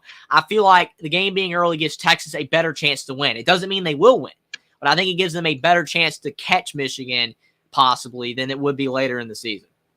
And I know Steven is losing his mind right now. I'm not saying anything like Milroe's elite. I'm just saying Alabama got better last year. I mean, it's a bona fide fact. that they got better last year after the Texas and South Florida game. Jeffrey, you're just feeding his point of Jeffrey Feinbaum at this point. I'm not Feinbaum. I'm just saying Bama got better. They did. Oh, my goodness. But on this game, though, Moose brought up a great point. If Texas can stop the run game, it might be a long day for Michigan. Mm-hmm. But if Michigan can run the football, Alex Orji may not have to do much because Michigan's run game could carry the day. I think this game's going to come down to in the trenches, like Moose said. And I really think, like I'm going to be curious whose defense is going to win the day. Because Michigan lost a lot of defensive talent, too. Especially Will. I mean, now they did bring back Will Johnson, I do believe. I almost said he left, but I believe Will Johnson's back, which is a huge addition for him being back. So Michigan still has that anchor back there. And he's also one of the best rated players in all of college football in terms of the corner and safety position. So Michigan still has someone back there with the experience. This is going to be interesting. I think this is going to be a defensive battle. Whose defense is going to win the day? If this was at Texas, I'm like you, Jeffrey. I would lean Longhorns. But something tells me Texas is going to Texas it up. Hey, I mean, I will say that I don't trust Texas still. I mean, they're kind of like Notre Dame. Sorry, Will, but they're kind of like Notre Dame where you can't really trust them. But, hey, they made the playoff last year in the 14 playoff.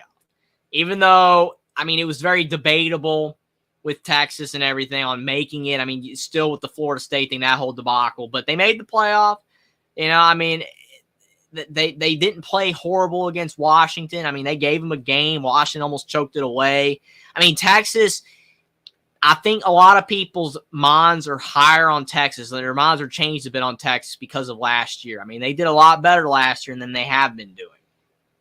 Is Texas officially back like their heyday? I don't think so, but last year was a big step in the right direction. It was a big, big step in the right direction. And the fact Ewers is back, I know a lot of people don't think Ewers is that great, but hey, I mean, he did good enough last year. I think the defense is more what people were worried about. But Michigan's defense is key to this game. How much does their defense regress? Because they lost everybody, basically. But Moose is saying they'll have a top 10 defense again because, yeah, they've recruited like crazy. They got a lot of great players still. Kind of like how Georgia loses their entire team, and then they recruit like crazy, and then there's a bunch of great guys behind them so that there's no drop-off, basically. So I think Michigan's still going to be really good on defense, but, I mean, Texas having a Week 2 game gives them a better chance to be able to get the win. But Michigan, that home environment, though, it's so tough, just like Alabama's is. But if Orji's the guy, I mean, if Orji is the starting quarterback, he cannot mess the game up like Milroe did against Texas last year. Because if he does, if he throws a couple picks, then it's over. Texas will win the game because that's all that happened last year. Milroe threw 2 picks against and Texas, one of them was a pick six. Yeah, and then one of them was a pick 6. And Milroe never did that again. And Orji might learn from this game, but see, that can make Michigan trip up in this one, and then he won't do it again later in the year. That's the issue. That's what I'm worried about. This game might be too big for Orji if he's a starting quarterback. I don't know, though. It's going to be a big game, though. Yeah, this is going to have a lot of impact on seeding as well because this could be the difference between a home and away game for both teams. Because if both teams win their conference championship games, we could have another Texas-Alabama debate on our hands again. That's what makes this game so important because what if they both win the SEC and Big Ten and then there's a fight over who gets the 1 or 2 seed? And they'll be like, oh, who won the meeting when you all played this past year? Oh, so these are what makes these games important, especially as we keep going down the list. Head-to-heads are going to matter, especially in this one, especially teams that do not play that often either. This is going to be a fun game. I'm looking forward to it. Because, I mean, that's the only reason that they put Texas ahead of Alabama last year in the college football playoff was because Texas beat them. I still don't think that was fair because of the fact that I kept using the argument last year that, and you remember, and you even agreed with me, even though like you're not an SEC fan anyway or like Alabama fan, but I was like, Alabama was playing better than Texas at the end of the season, and Alabama had the best win, right? They had the best win out of the 2 teams. Bama beat Georgia, who arguably you could make a case was the best team in college football last year. I know it ended up being Michigan because they won it all, but Georgia was still that good last year, and Bama beat them. Whereas Texas had the worst loss. Texas lost to Oklahoma.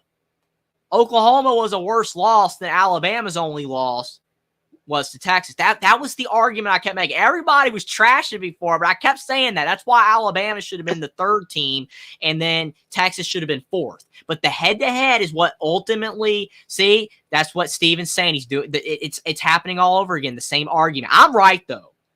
I'm right that to me what should matter more is how you're playing at the end of the season. I understand that head-to-head matters. I agree. If Texas beat Alabama in the final week of the season, then yes, Texas should be ahead of Alabama in my opinion.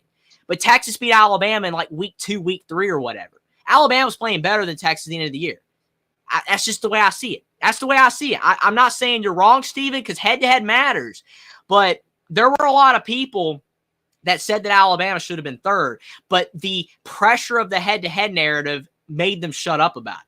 Because I was getting roasted for it. Absolutely. I was getting annihilated on the Voice of College Football last year. I was saying that Alabama should have been ahead of Texas and not head-to-head matters. I never said that it didn't. But how you're playing later in the season should, to me, matter more so than it is at the beginning. Same thing with college basketball. Like, we've seen teams sneak into the tournament because of how they're playing. Like, they go on a 7-game win streak at the end of the year or whatever versus how they're playing at the beginning of the season. Like, if you're playing bad at the end of the year, then you shouldn't make the tournament. NC State's a perfect example. That's just the way I see it. Maybe I'm wrong, but that's just the way I see it.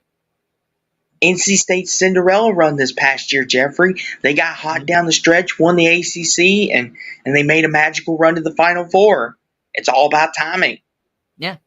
Timing is very important. I mean, like I said, I agree with Steven. Head-to-head matters. I'm not saying it doesn't, but the problem to me is when you put head-to-head as the ultimate decider, when there are no other factors at play, when you don't even look at anything else.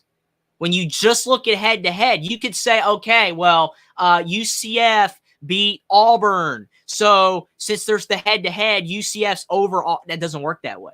It don't work that way. I know that Alabama and Texas was a unique situation because they both had the same records. But to me, Alabama having the better win and Texas having the worst loss should have negated it. And Bama was playing better at the end of the year outside the Auburn game. But Texas had the bad game too.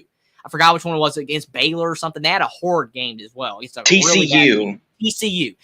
They sucked in that game, just like Bama sucked against Auburn. I mean, it happens. So I don't know. It is what it is. It doesn't matter at the end of the day.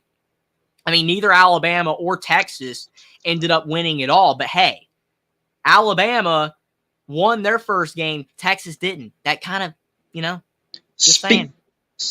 Speaking of that, Jeffrey, our number 3 on this list is a rematch of 2019, which is now a conference game. The game was, spoiler alert, the game was played in the Shoe in 2019, and a certain Oregon Ducks happened to spoil a Buckeyes national title hopes. Now, back in Eugene, is Ohio State going to ruin Oregon? Or will Oregon show the world that they're legit? Go ahead, Jeffrey. Introduce it. We got Ohio State at Oregon. And number 3. And the thing is when you talk about the fact that this game is no longer a non-conference game, it just feels weird. Because you're thinking Pac-12, Big Ten. Nope, Big Ten. It's a Big Ten game. It's a conference game now. It still doesn't make any sense.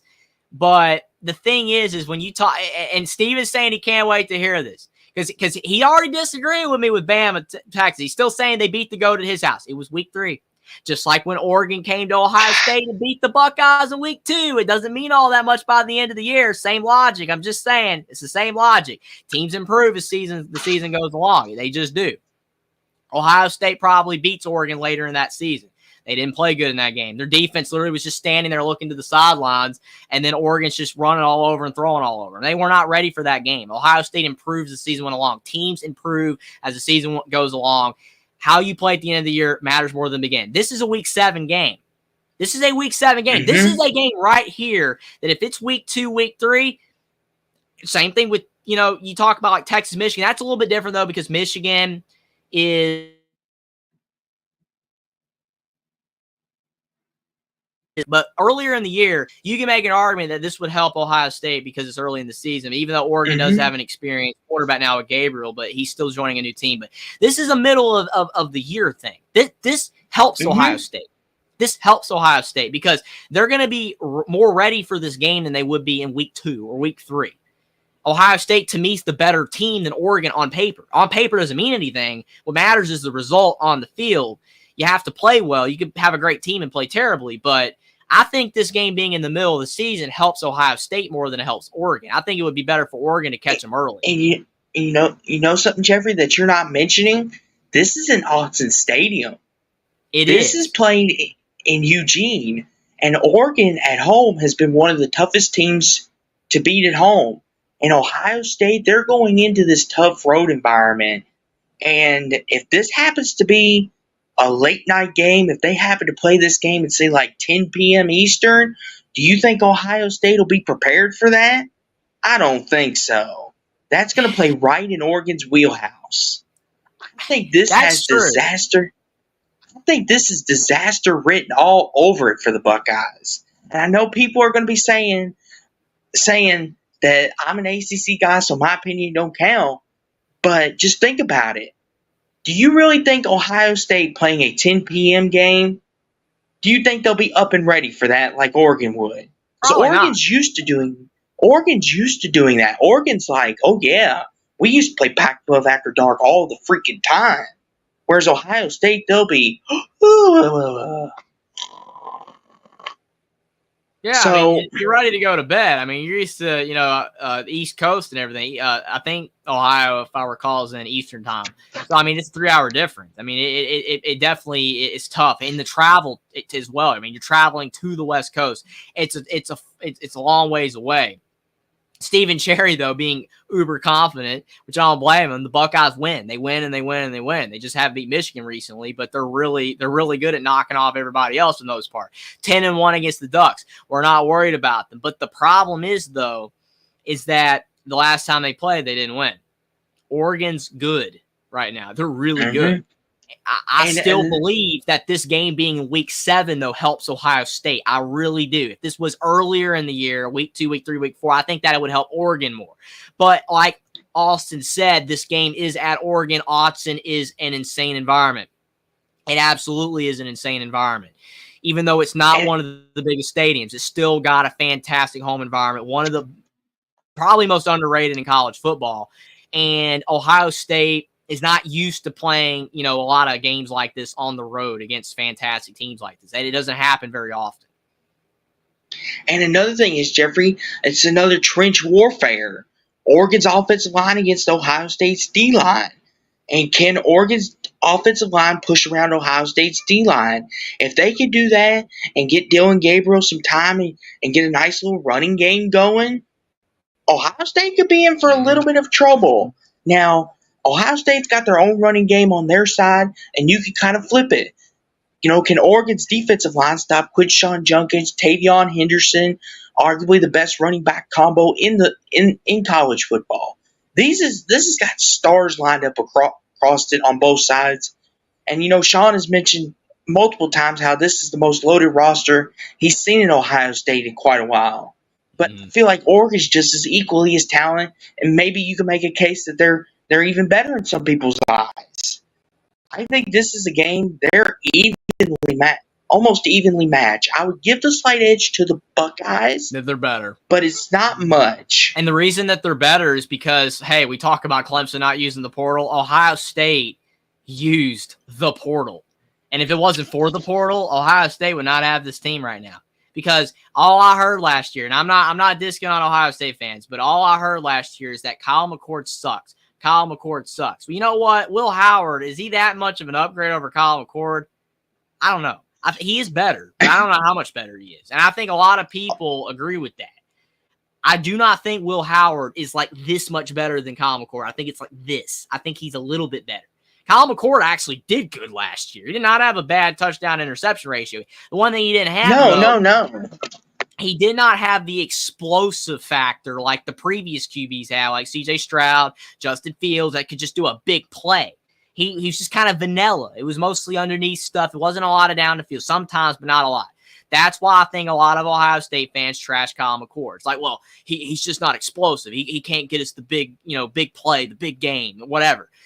Kyle McCord was not bad. Will Howard, I mean, his stats were way worse at Kansas State. And yes, Kansas State doesn't have as good of players as Ohio State. But still, I don't think Will Howard's an elite guy. I mean, USC turned him down. They could have got him because they were Jeffrey. Steven, Kyle McCord's not going to do good at Syracuse because Syracuse isn't good. Just like Will Howard's stats will improve at Ohio State versus Kansas State. I don't think they're going to be that much better than Kyle McCord's. Jeffrey, all we're doing here is giving Ohio State fans receipts because Stephen Cherry is keeping our receipts. Here's the thing, though.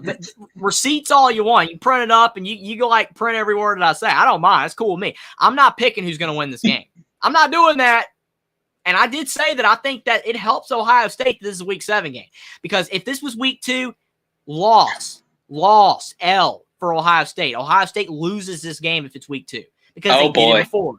2021. This is a Week 7 game, so it's not an automatic loss. Ohio State could very well win this game in Autzen because it's a middle of the season game. Ohio State usually improves as the season goes along, more so than a lot of teams do. They usually hit their stride by Week 4 or 5. That's why I think that they might even be favored in this game. They very well can win this game. I'm just saying that Will Howard is not that much better than Kyle McCord. I'm also saying that if they didn't use the portal as much as they did, then Ohio State wouldn't even be where they're at right now because Ryan Day's butt was on fire. And all Caleb Downs, Quinshon Judkins, Will Howard saved him, absolutely saved him. Because I remember after the season against Missouri when they lost, Ohio State fans were off a cliff. Not everybody, but they were just off a cliff. Ryan Day needs to be fired. Ryan Day sucks. Ryan Day's all, but then he brought all these players in, and they're good. And now that Michigan's going through all these allegations, and Sharon Moore is not Jim Harbaugh, they're feeling pretty good. But this game is the game. And I'm saying if it was Week 2, it's a loss. They can win this game. It's a middle of the season game. They very well can win. I don't know. I think Howard is better than McCord, like Sean's saying, that Howard excels in areas McCord doesn't, but I just don't think he's significantly better than Kyle McCord. And that this game's going to be close because Dillon Gabriel is legitimately an elite quarterback. A lot of people underrate the guy. I mean, he even did good at Oklahoma in the crappy year that they had. I mean, he did good. I mean, he was good the whole time. He legitimately could be the Heisman winner. We don't know if he will be. There's a lot of candidates, but Oregon's legit. Oregon's going to be good, but Ohio State is the better team, but it's on the road. It's middle of the season. I think it's a 50-50, maybe slightly lean Ohio State, but if it was Week 2, it'd be a loss for the Buckeyes. That's all I'm saying. I don't think I've been unfair. I think I'm completely down the middle. It just goes to show, though, that Ohio State and Alabama, certain programs, just very defensive. You can't say anything negative. No, I'm not even being rude. It's as Coach Saban says, you took the rat poison. You took the rat poison. Hey, I'm serious. Like, there's some Alabama fans, and I'm an Alabama fan. There's some Alabama fans that you just can't say nothing negative. They lose their minds. Like, Alabama, like, calm down.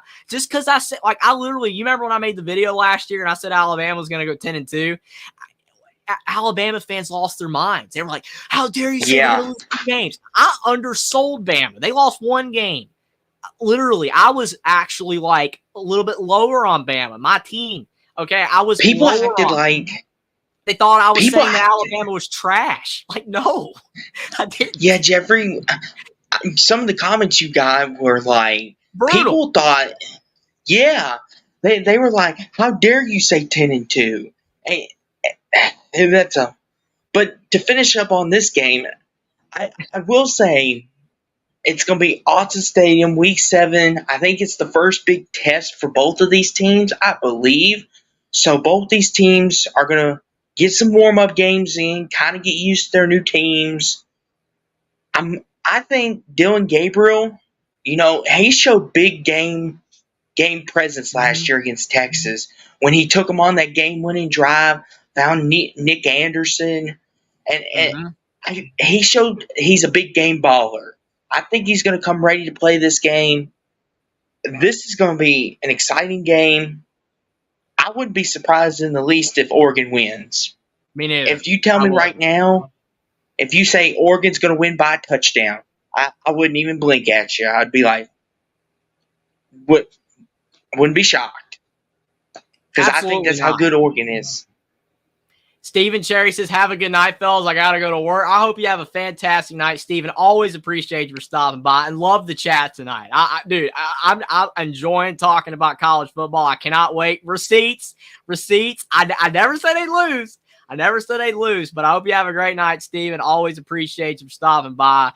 And the Buckeyes, they're a fantastic team. And I told Mark, and I've told Mark in the past, and I even said last night on the Voice of College Football, Ohio State has been the most consistent program in college football in a conference in history. Alabama hasn't been that consistent. Other programs have not been that consistent. Ohio State is the most consistent program in college football across history. I'm not disking them in any way. They're elite. I'm just saying, this is going to be a toss-up game. Like Hummus said, it's going to be close. It's going to be very close. If it was at Ohio State, I would be more willing to pick it, but they did lose the last time on their own field against Oregon because it was a Week 2 game. This is a Week 7 game. I think that legitimately helps the Buckeyes. But yeah, I hope if Will Howard ends up being better than I think, then great for the Buckeyes.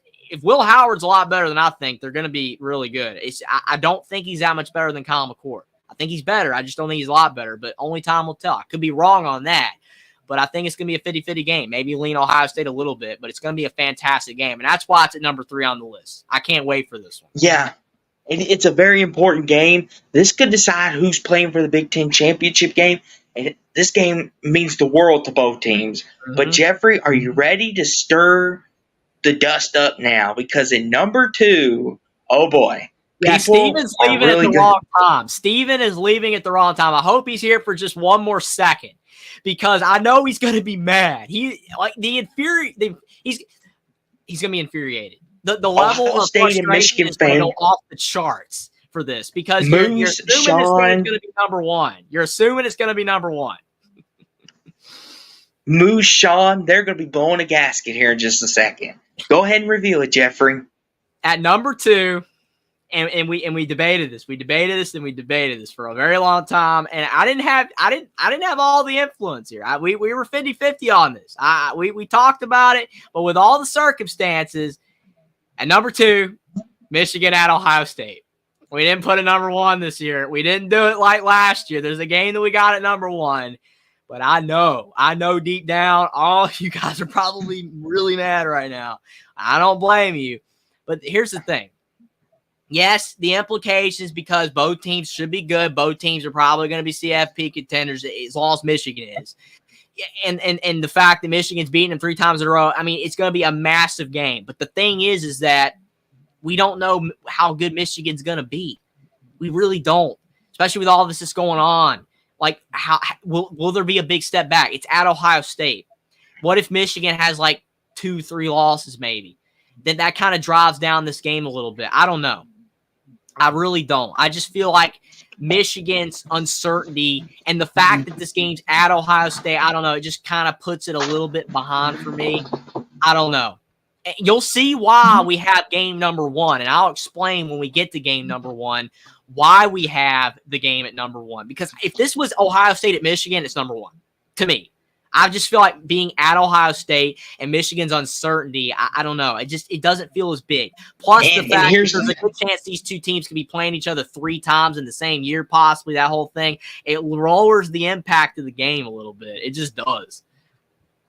And don't get me wrong, this game is still special. It's still going to mean a lot because Ryan Day, his butt is on fire, like Jeffrey said. He's got to win this game. That's what makes this game so important. Ryan Day's butt is like smoking. So he's got to win this game. Ryan Day, and I know a lot of Ohio State fans would agree with this sentiment, this is a must-win game. If he doesn't win this game, they're not letting him back in the state of Ohio. They're kicking him out the next day because they're tired of losing to Michigan. But on the other hand, Michigan, they still have so much pride. They're the defending national champions. They're out to protect their crown, and now they're on top of the world. They're the ones that are on top of that mountain. They're on that pedestal while Ohio State's below them now. And Ohio State fans, that eats at their crawl to know that Michigan, they're the kings. They're what the standard is right now. that eats at them. There's so much hatred. There's no love lost. And this game, this is like rivalry centuries and centuries beyond us. This game just is like, you can feel the hatred between both these teams. And like you said, Jeffrey, if Will Howard is what we think he can be, Ohio State could have the potential to be the favorites to win the Big Ten, maybe even a favorite to win the national championship. But Michigan, they've won this game. They've won the Big Ten 3 years in a row. Ohio State wants to end that losing streak now. So much is at stake. This game means so much, but it's just not the game this year. And I know a lot of fans are going to hate to hear that. But go ahead, Jeffrey. I'm sure you got more to say on this game. Oh, absolutely. I mean, my thing is that Michigan is the uncertainty. It's at Ohio State. It feels like this game, it's prime opportunity coming off an all-time high for Michigan, winning the national championship, and they've beaten Ohio State 3 times in a row. It just feels like prime real estate for Ohio State to possibly, I wouldn't say roll over Michigan in this game, but they could. And again, all these words, if, could, we're not saying anything. I'm not predicting any of these games. I'm just saying on paper, this game just doesn't look to me like a number one game of the college football season. It just does not. I mean, even Sean saying he thinks number 2 is too high.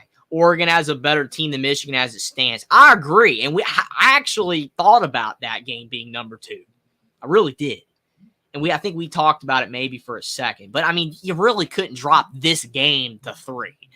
You just couldn't. Because it's Michigan-Ohio State, and the stakes are too high for Ohio State, for Ryan Day. He can't lose this game. Because if he does lose this game, especially if Ohio State is undefeated or has one loss, like even if they have that loss to Oregon or whatever, they're coming into this game and Michigan's got like 3 losses or something like that, and Ohio State's favored by like 8 or 10, and then Ohio State loses for the 4th time in a row. I don't know. Like, honestly, he's not getting back in. Honestly, don't know. I really, really don't. I don't know. Ryan Day's done, as we know it. Now, would I fire Ryan Day for that? I would not fire Ryan Day for that, but I think he gets fired if that happens. I do. I think he's done. Jeffrey, Ryan Day's career at Ohio State is done as we know it. The writing's on the wall. Yeah. I mean, again, that's not fair, and at most programs, that's not the case. It's not the case. But I feel like he's done if that happens. And that's why this game is so important. That's why we have it at number 2. I just don't think Michigan's going to be as good. I know Moose, if he's still here, you're going to disagree with that. I mean, they still got a good defense, but they lost a lot. And whoever the quarterback ends up being, whether it's Alex Orji or Jack Tuttle, they're going to be worse than J.J. McCarthy. They're going to be worse. Mm-hmm. And even if Orji ends up impressing, he's still on paper very inconsistent, not experienced. I don't know. It's at Ohio State. I don't trust Ohio State really, though, because they've lost the last 3 games. But I just feel like this year Ohio State's going to get it together more than likely. I'm not picking them to win. We'll see what happens this season for both teams, and then I'll make my pick.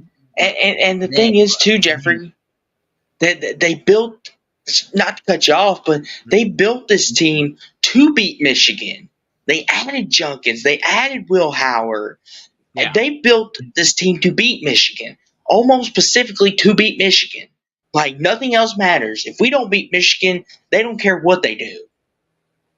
Like, that's how important this game is.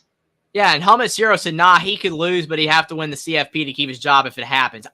I will say that I agree with that. If they win a national championship after losing to Michigan, I think it's all good. But let's be honest. The odds of Ohio State winning a national title if they're losing to Michigan at home, especially this year's Michigan team, are not that high. Could it happen? Maybe. But it's not that likely. If Ohio State is winning the national title, they're more likely going to win this game. I don't see them losing this game and winning a national title. It could happen, but it's not likely. Yeah.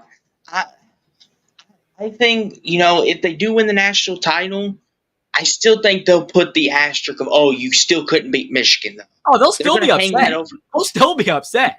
I mean, absolutely. It's like, well, we almost had a perfect season, but you just couldn't beat that team up north. And it's just like, can you not be happy to win nothing? I don't know. I mean, it's that big of a deal to these two fan bases. I mean, Alabama, Auburn, used to be, right there. The Iron Bowl was, right there. And granted, last year's game was fantastic.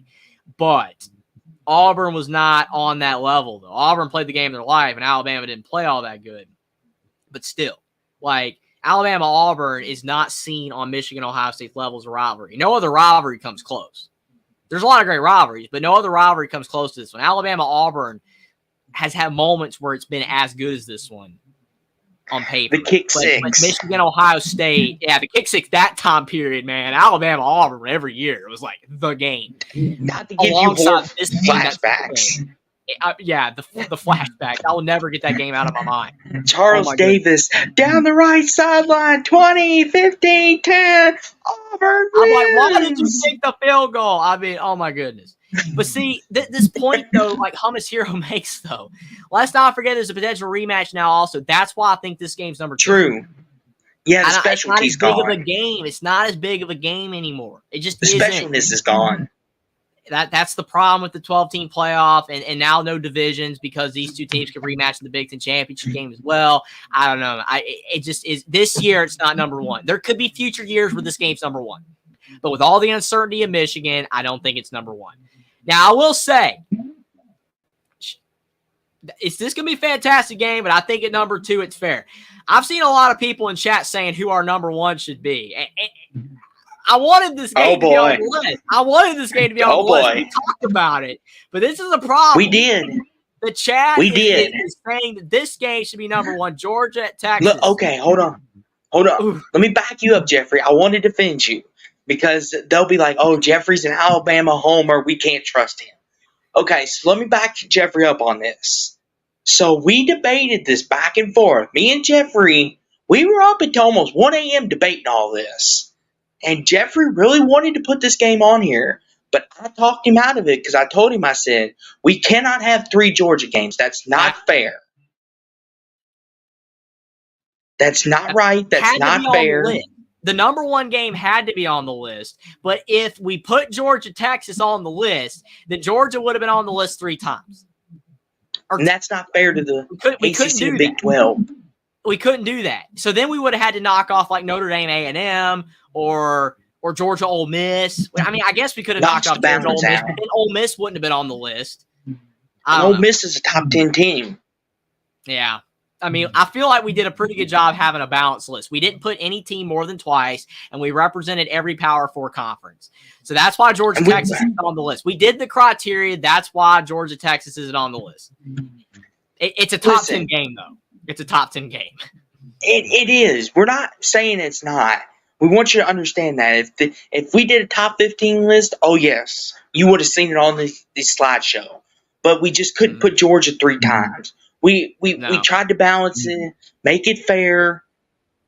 And I know people are going to see this next game and think, Jeffrey's a homer, Jeffrey's this, Jeffrey's that. I had a hand in this too, so don't throw it all on Jeffrey Feinbaum. You could throw it on me too, because I helped pick this game.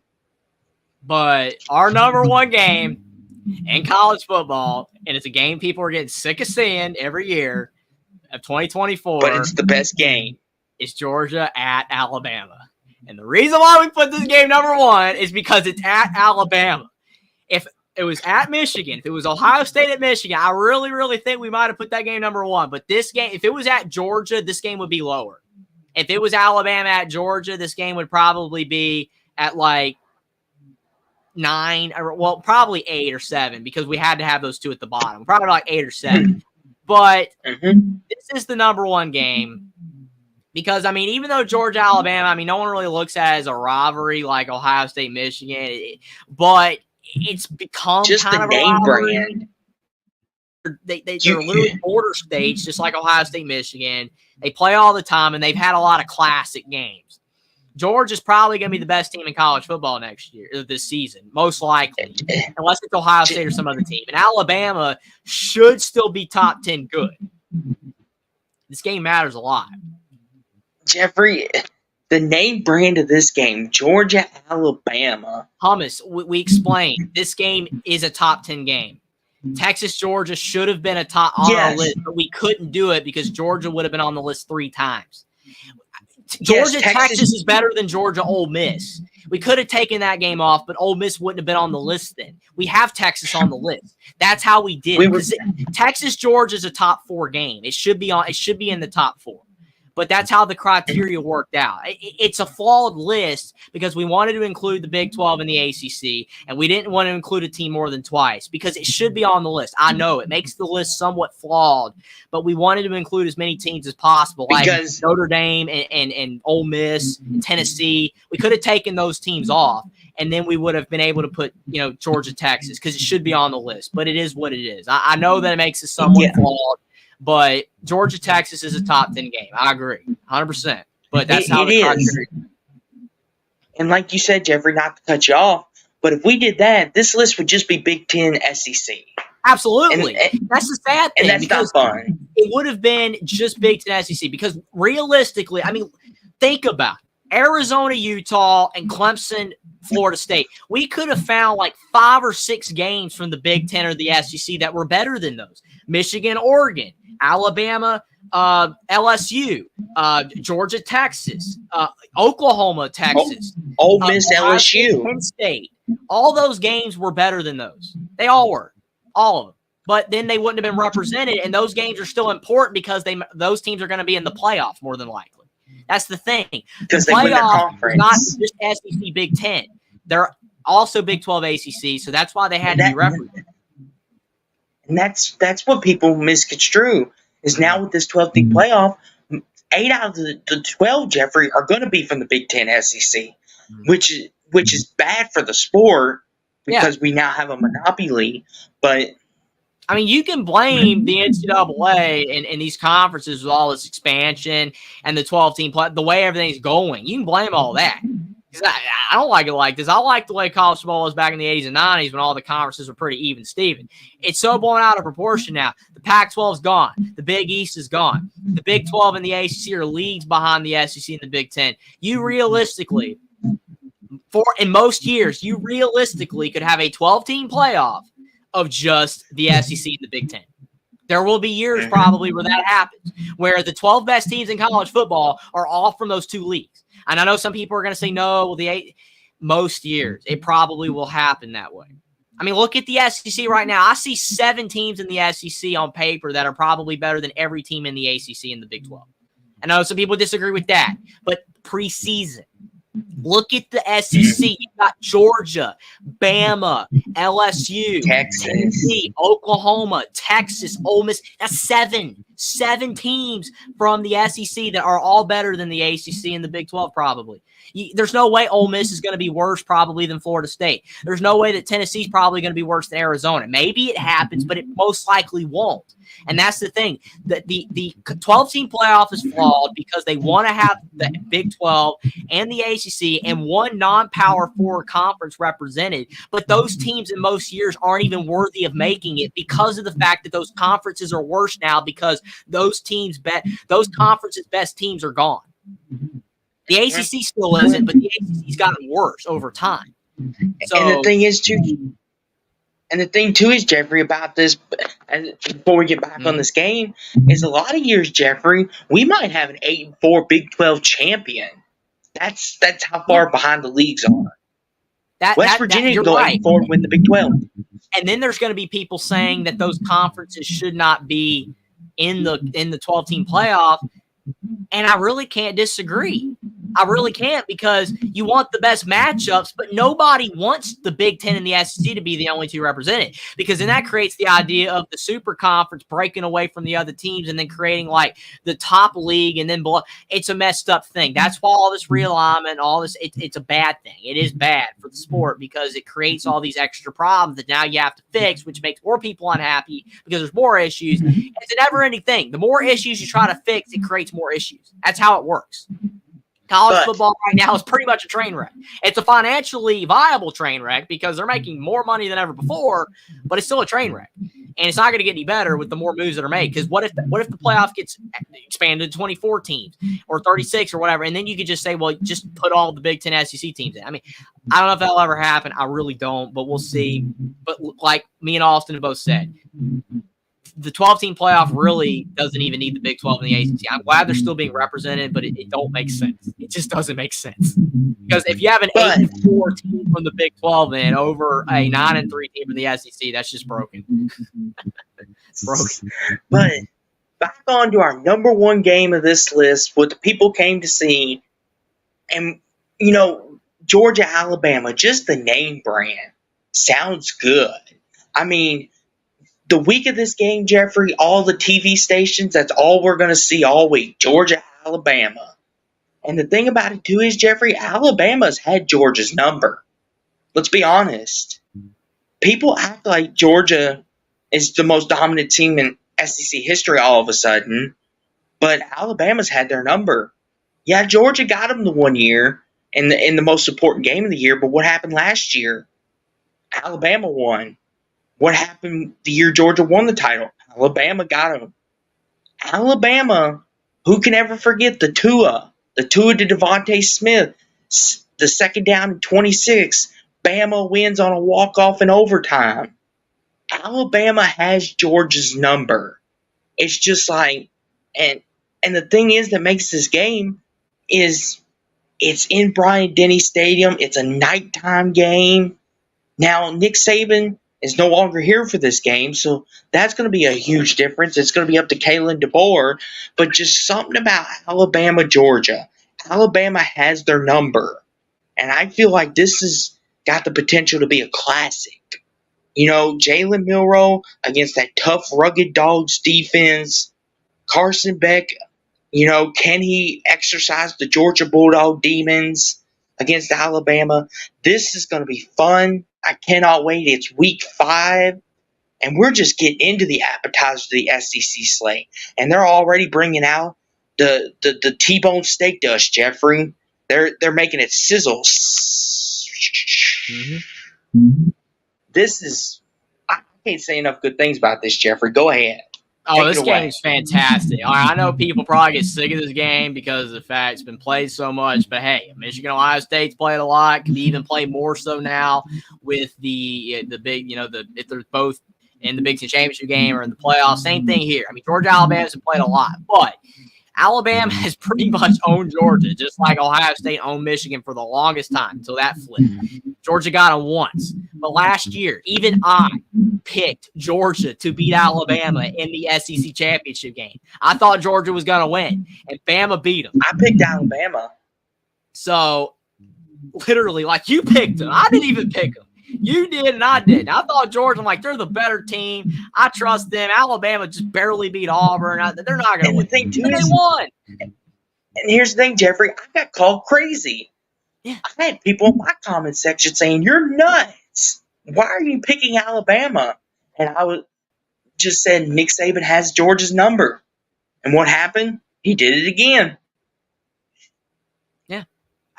But that's the thing, though. Like, that's what makes this game so big, because it's kind of like, I wouldn't say this game's like that big of a shift, but you remember like Florida when they were with Urban Meyer, they were the most dominant team in the SEC there for that stretch. And then when Alabama knocked off Florida in 2009, then Alabama took over as the most dominant team in the SEC. Yes, Georgia has taken the reins from Bama to be the best team in the SEC currently, even though in the last 20 years it's been Alabama far and away. because Alabama's got so many more titles than Georgia. But this game, to me, is like if Georgia goes into Bryant-Denny Stadium in Week 5 and knocks off Alabama, it's like the final shift that we can say, yes, Georgia, with all their flaws as a program, the changing of the guard. With all their flaws as a program, and even some stuff you can say they're getting away with, that yes, Georgia has taken over Bama as the top team in the SEC for good.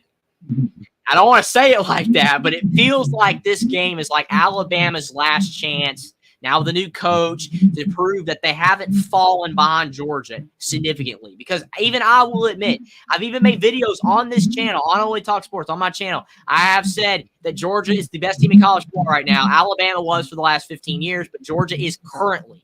But Alabama's still right there. They haven't fallen off much, like Clemson has for obvious reasons.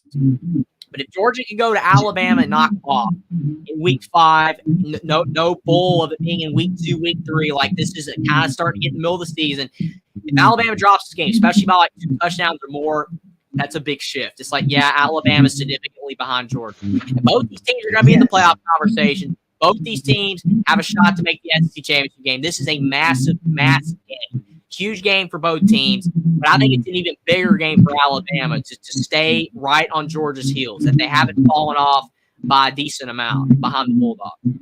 Here's the thing, Jeffrey. This is the changing of the guard game. Mm-hmm. If Alabama wins, Alabama can be like, hey, Georgia, I know you're on the up and coming, but we still run this yard. The SEC being the yard, so to speak. We still run this yard. This is still our house. You wipe your feet on our rug when you come in, Georgia. But if Georgia wins, then Alabama can hand them the keys to the kingdom and say, you're now the lead dog. Have your day. This is one of those games. It's either going to be the passing of the torch or not. Either Bama's going to keep the torch or Georgia's going to take it from them. I mean, I can't wait. Can we get here faster?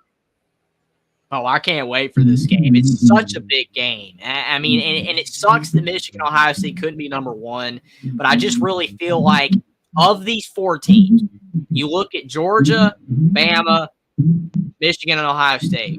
The team that is probably going to be considered to be the worst team of the 4 is Michigan. And the team that's going to be considered the best team is Georgia. And this game's at Bama, which is the weaker team, whereas Michigan's the weaker team going on the road to play the stronger team. That's why this game's number 1.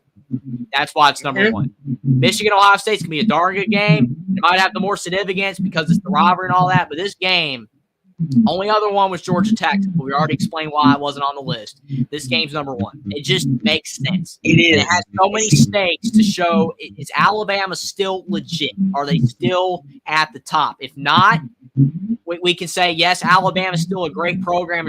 They're obviously one of the best programs of all time. They had the best coach of all time with Nick Saban. I mean, you can argue that other coach, but he's probably the best. There's really not a lot of argument.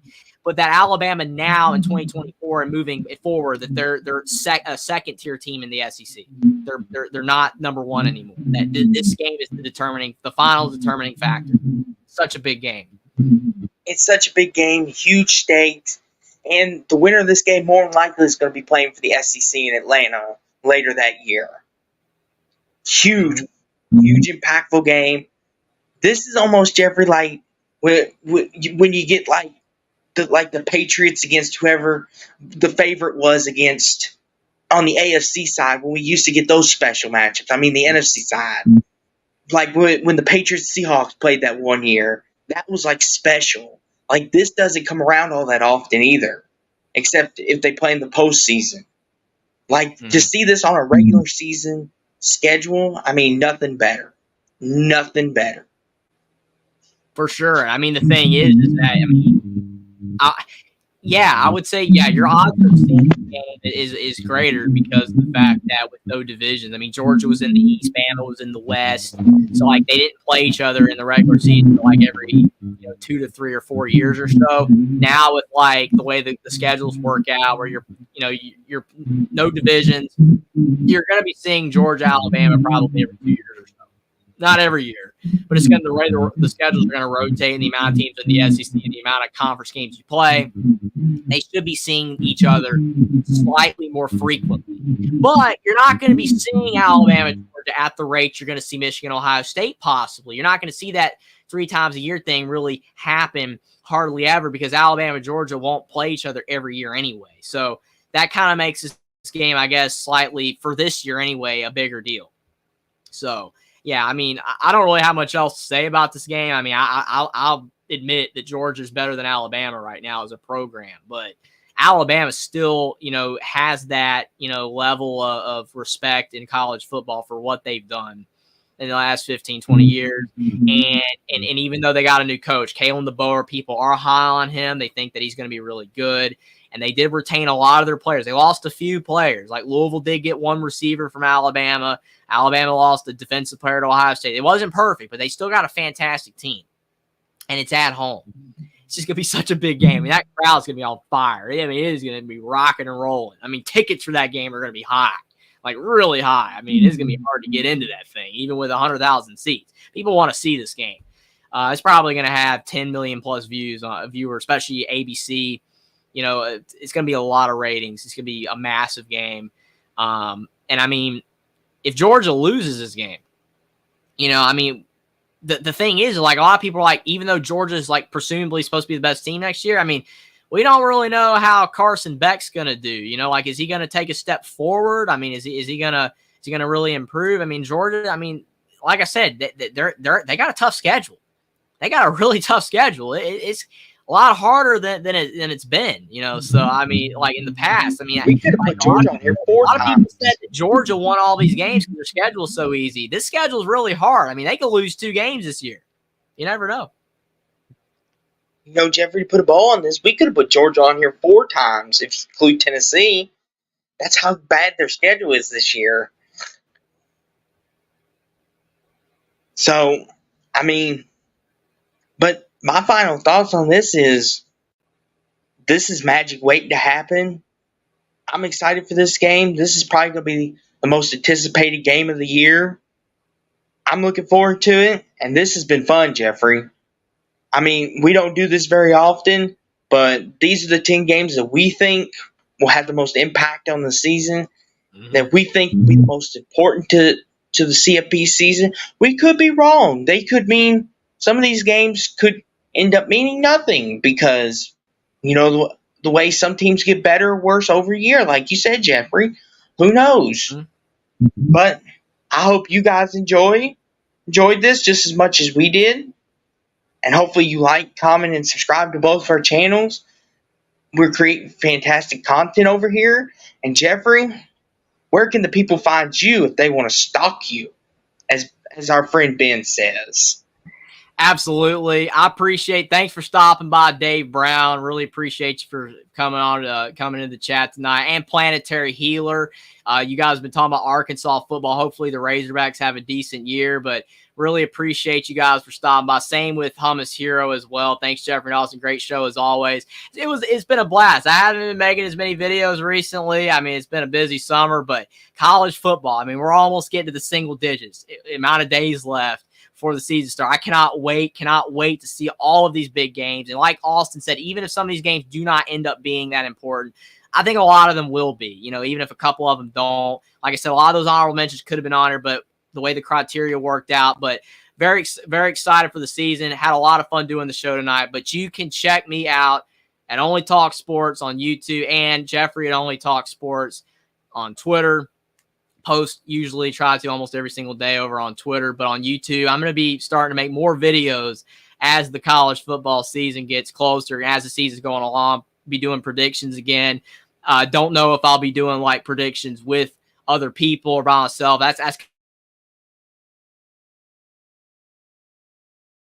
I can't wait for this thing. I really appreciate all you guys for coming on tonight in the chat. It was a lot of fun. You guys made the show a blast as well. But you tell people where they can find you as well, Austin. Thanks for having me on, Jeffrey. It's always a pleasure. We did this last year. I thought, why not? It was so good. Why don't we run it back and do it again? Had a blast. You can find me on Twitter /X. You can find me right here on YouTube. And that's about the only places you can find me. Oh, and Instagram, and now I have a Facebook. I really don't use Facebook that much. I have it just to promote myself. I mean, Facebook's now for our parents. It's for the no offense, but it's for the old people now. Yeah, no, that's the funny thing. Like, not even a lot of young people use Facebook anyway. It's like all like parents and grandparents. Like, absolutely no offense to them. Like, they're the ones that use it. Like, younger people don't use it much. But yeah, I had a blast doing this, and I look forward to the college football season. And I hope Colorado can at least win 6 games this year, so I can hype up the primetime train. Yeah, go prime time for Austin. Hopefully his Cardinals do well. Go Alabama. Hopefully they're still going to be really good in college football. Hopefully North Carolina makes a bowl game. And go Kurt Signetti. Get Indiana to be a decent program in the Big Ten. It's going to be a lot of fun. I cannot wait for this season. But thanks for being here, everybody. It was an absolute blast. And college football is right around the corner. Thanks for being here, everybody.